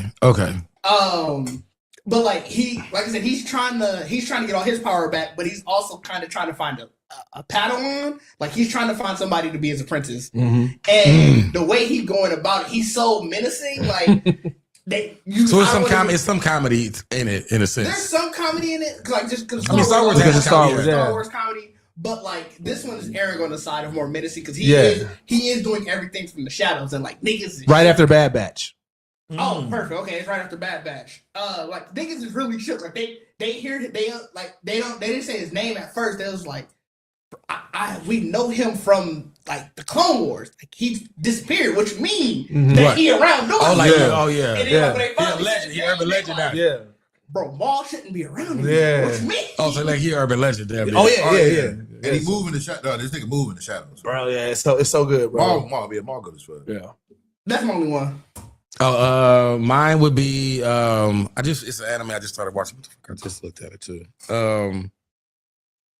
Demons of the Shadow Realm. Ooh, that's you gotta watch the first episode. Yes, it is amazingly good. Definitely gave me a twist already. And I was like, it ain't too many animes that the first episode give you a twist where you're like, all right, I'm already locked in. Like I'm locked in. You know what I'm saying? Like I'm already locked in. Like it's definitely a anime about like people having actual like, I mean, I don't want to say stands, but I mean they actually have like their own daemons that fight for them or whatever.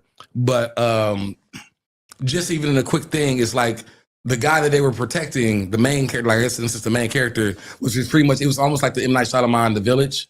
Like this nigga was just like in this village that was hidden from the world. So like you watching this first episode is thinking this nigga is like some old country life. And then it ends with just helicopters and money. They like, what the fuck is all this shit? Like, you know what I'm saying? Like the real world coming in. Yeah. So it like ends where it's like, you gotta take you down to the real world. Like you gotta like mingle. So it's one, but it's like literally like the demons are trying to kidnap him or do something with him. But I feel like that twist, it's been a while since I've watched anything that had like a really good twist in the first episode. Yeah. And I thought that was dope. My second one, it's been like I started playing the Invincible Versus. Oh yeah, I saw that. Yeah, how you like it? I think I like it. I think it's in the same realm of like I didn't play. You played Token, didn't you? I like that better. I didn't. Did you play Invincible? Yeah, I didn't like it. You didn't like it? I saw you put about it, and I was like, I'm not even gonna reply. I was watching some of your thing, but I'm like, because I already deleted it. Oh, you got rid of that fast? I'm not even I don't even want you to ask me to play this. Well, what you couldn't. I didn't like how they did the demo. That's the crazy part about the beta is you could play online, but you couldn't create a party or anything. So you just had to hope that maybe your friend would be the person you match with. Yeah, like that. Like I didn't like that of it. Like the fact, like like the whole how they did the beta didn't make no sense. I guess the actual fighting was fun. Like that typical fighting game. But wait, what did you say? It plays like what? It plays a lot like Fighter Z. Okay, you know what I'm saying? Like it's pretty much like the light, medium punch, and then the super button. You know what I'm saying? So like the combination of whatever. But I like it's like Fighter Z and Mortal Kombat. Because it's pretty much like the overkill kills really do. Like heads off and busting up. So it's like it's a lot more satisfying when you beating that one person and you get that punch. They got a deep roster? No, right now it's only like 6 people in there. Yeah, it might have been 6. It's 6 like, 8 people. What I didn't like about the tutorial for the beta had wrong buttons. Oh so yeah. I was already like, bro, how you gonna teach me wrong? Like, what we doing? But you've been liking it. I mean, it's. I'm not really a big heavy fighting game person anyway. Yeah. So it was really new for me. Like it was a while since I played any fighting game. So I was like, well, let me just try it out. But like I did kick. Like I caught on to it pretty quick. It's really fast paced. Like I got a clip of definitely a nigga out there that had a flawless on me. I'm like, bro, I can't get up.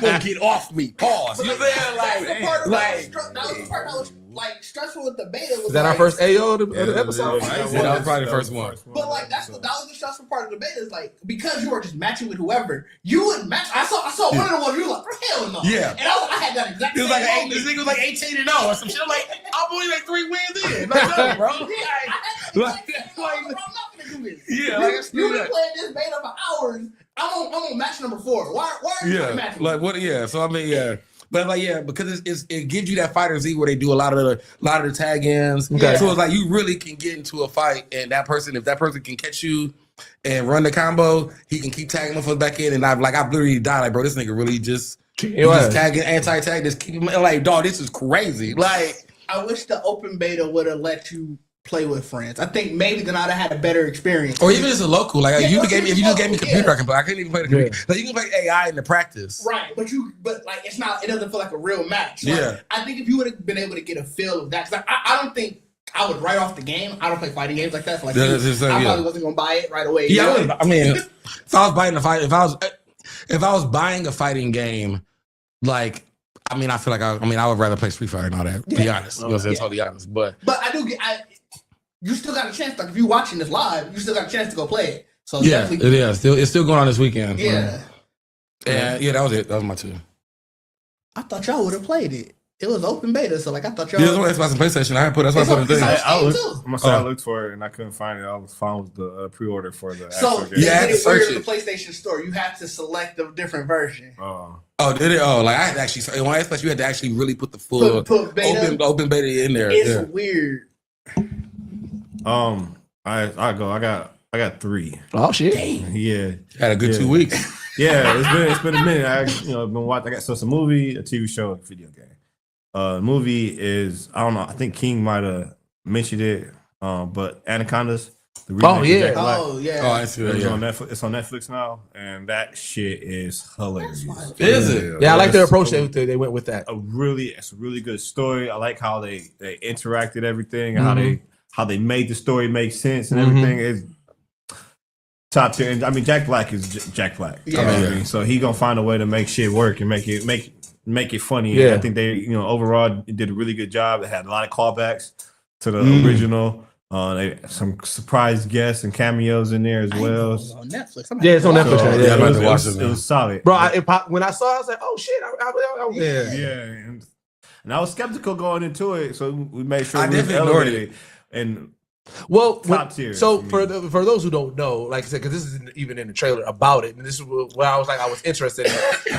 It's pretty much fans of Anaconda. Yeah. No, I knew the story. So after the first weekend when it came out, everybody who did I don't think it was like a crazy amount of people who went to go see it, but everybody who I knew who went to go see it, they was like, "Bro, this movie is funny as a bitch." Yeah, It was like right around Christmas, if I remember correctly. It was a Christmas movie when they brought it out. Yeah. But I didn't even fuck with Minecraft. So I was like, I'm good on Jack. I was like, I'm gonna give Jack a break right now. I didn't even watch Minecraft. I didn't either. I get that. But I couldn't get through Minecraft. That's why. And they poke fun at themselves a lot. So it was like I think it was a really good choice on how they chose to do it. And then my TV show is so the Duffer Brothers. They got their own show. They got the new show out. Something very bad is about to happen. Oh yeah, I heard about that. Yeah, that shit. Me and Britt were talking about it. We're like, okay, we're gonna give it this first episode. If it don't catch us by this first episode, we off of it because of how everything went with. We're not gonna talk about it, but how everything went with the other show. Yeah, we was I didn't watch the documentary. We're gonna give them a chance. First 10 minutes for me. First 10 minutes, you was bro. The trailer looked good like a motherfucker. Yeah, I ain't gonna hold you. Of course, it's on Netflix. And the twist and everything that they take you through and all that. Like I just. Wait, what show is this? Something very bad. is about to go. Something very bad is going to happen. Yeah, me too. Like I said, I've been meaning to watch. I just never got a chance to yet. And then my last one, the video game, is Crimson Desert. I've been playing that since it came out, and started off like slow for me, but then they've rolled out a lot of updates. Oh, have they? Okay. They rolled out a lot of updates. So like the constraints and the critiques that I had earlier on, like, have all kind of faded out. Okay. Wow. They did a lot to react to fan criticism. It feels like I see update like the thing because I do still follow it, like the because I want to get it eventually, but every week I feel like they like, hey, we got this list of updates. And Yeah. come on. Yeah, because like They listen to the fans. They're like, oh there's shit. things that they feel like they could have done better. Like the fans feel like could have been done better, and they listen and okay, yeah, no, we got to fix for that. Okay. And then because I found out like early on, it's open world from the beginning, so you can. So it actually is open. Like you can get away from the main storyline and just do shit and Do get it feel lost. like it has a storyline? That was the one. Yes. Okay. Yes. But the killer thing, you have to. They write it so that you have to follow the main storyline, but you don't have to follow the main storyline. Okay. Like you got to follow the main storyline to get upgrades and abilities and shit. But like you can go out and just start fighting bosses if you want, if you really want to, and grind that way, and that's cool. Like so. I started out just going out and exploring the world, and then realizing like, damn, there's a lot of shit that I feel like I'm not able to do that I like. Oh, so that you go back to the main story. Yeah, so then I went back and follow the main storyline, and you can see the progression and everything. And then just it's WrestleMania week, so check out some pro wrestling content somewhere out there. All right. I'm gonna recommend this a show on Hulu. Mike, Nick, and Alice. It's a comedy. Mike. Yeah, I saw that. You made me forget the dude's name. Vince Vaughn. Okay. Vince Vaughn is really good. It's really funny. Really funny. Other than that, y'all really got. I've been playing a lot of Arc Raider. How was the update? I haven't gotten an update yet. I think that was gonna say my thing was. I feel like maybe that's the thing with was it Crimson Desert is the updates have really elevated the game, and when they added these new arc, it definitely changes, like, to me, the play of the game. I heard that they were moving towards more PvE. Yeah. And I think that's the thing was like you started to see like because like for me, I feel like the issue has always been the PvP versus PvE crowd was led by streamers, and now they're starting to realize like don't listen to the voice of the streamer, listen to the voice of the players. Right. Yeah. You know what I'm saying? So now they had like a week of people trying to like really talk crazy and just make they like I feel like the whole week was people just making videos or material saying how Arc Raiders was dying, right? Well, I'm actively playing and I'm like, well, no, I don't think so. Like this is way different than Skate or way different than the other, service games where you see the lobbies empty or you just don't see anybody. Right. Where I'm like Arc Raider, every time I've been having literally some of the best interactions with players playing this game, like ever. I ain't even talking like just from Street Fighter or even like how Dragon Ball, you got everybody running around. Like the fact that I have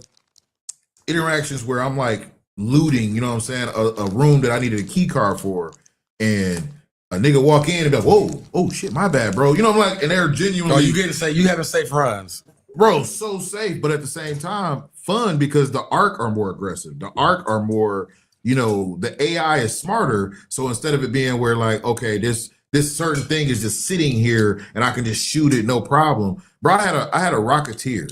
I shot the Rocketeer.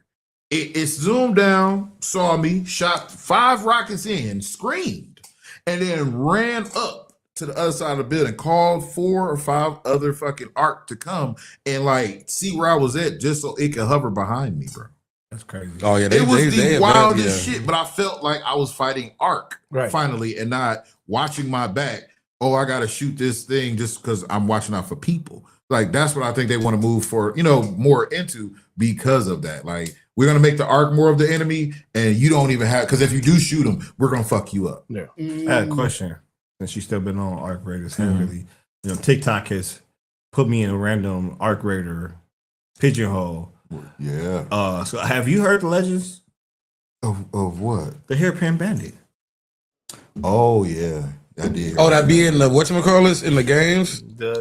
He's a Arc Raider. He just goes around and he robs everybody with non-violence. Yeah, and he asks for one single item, anything in your inventory. Yeah, you just give it to him and he walks away. Well, he no harm, no foul. No harm, no foul. Yeah, I've seen dude. There's a couple people trying to do those kind of moments. That was like when they were. I feel like that's when streamers were trying to make it friendly. Yeah, like in moments because like I feel like even during the Christmas time, like it was a lot of Raiders during Christmas time that was doing Merry Christmas, just dropping shit. Merry Christmas. When they did the dupes, they could do dupes. Yeah, nigga, I found so many stashes of like ducks and weapons where it was like 150 of them motherfuckers just loaded up. So. Nah, I definitely that's probably my last recommendation. All right, well, an OG recommendation, man. Go to geeksetpodcast.com, man. Get you some merch. Check out our past episodes. Check out some of our articles. Join our Patreon, patreon.com/geekset. We've been dropping a lot more over there. Like I said, we got some. We're gonna have some vlogs over there now. We're gonna have Beyblade competition coming. Yeah, Beyblade competition. Beyblade competition. We're gonna be putting more content over there. So if you want, more. Geekset shit, that's one of the best places to get it from. Join our Discord. There's a whole bunch of dope people talking dope shit. Follow everybody's social media page. You can go to Geekset Podcast. That's the hub, and you can find all of the whole team. Even the people that are not actually on the podcast but are part of the team, like Swipe. Swiper. You can find Yasa stuff. Like we are out here putting out content. You know what I'm saying? So make sure you check us out and join. Like I said, check out for the Black Geek Documentary. Like I said, we got more news coming. We got more things coming. And like I said, you can get early access to some of that information on our Patreon. So like I said, definitely join there. But as always, this is the only podcast that blends hip hop culture and geek culture together. And we are out. Peace.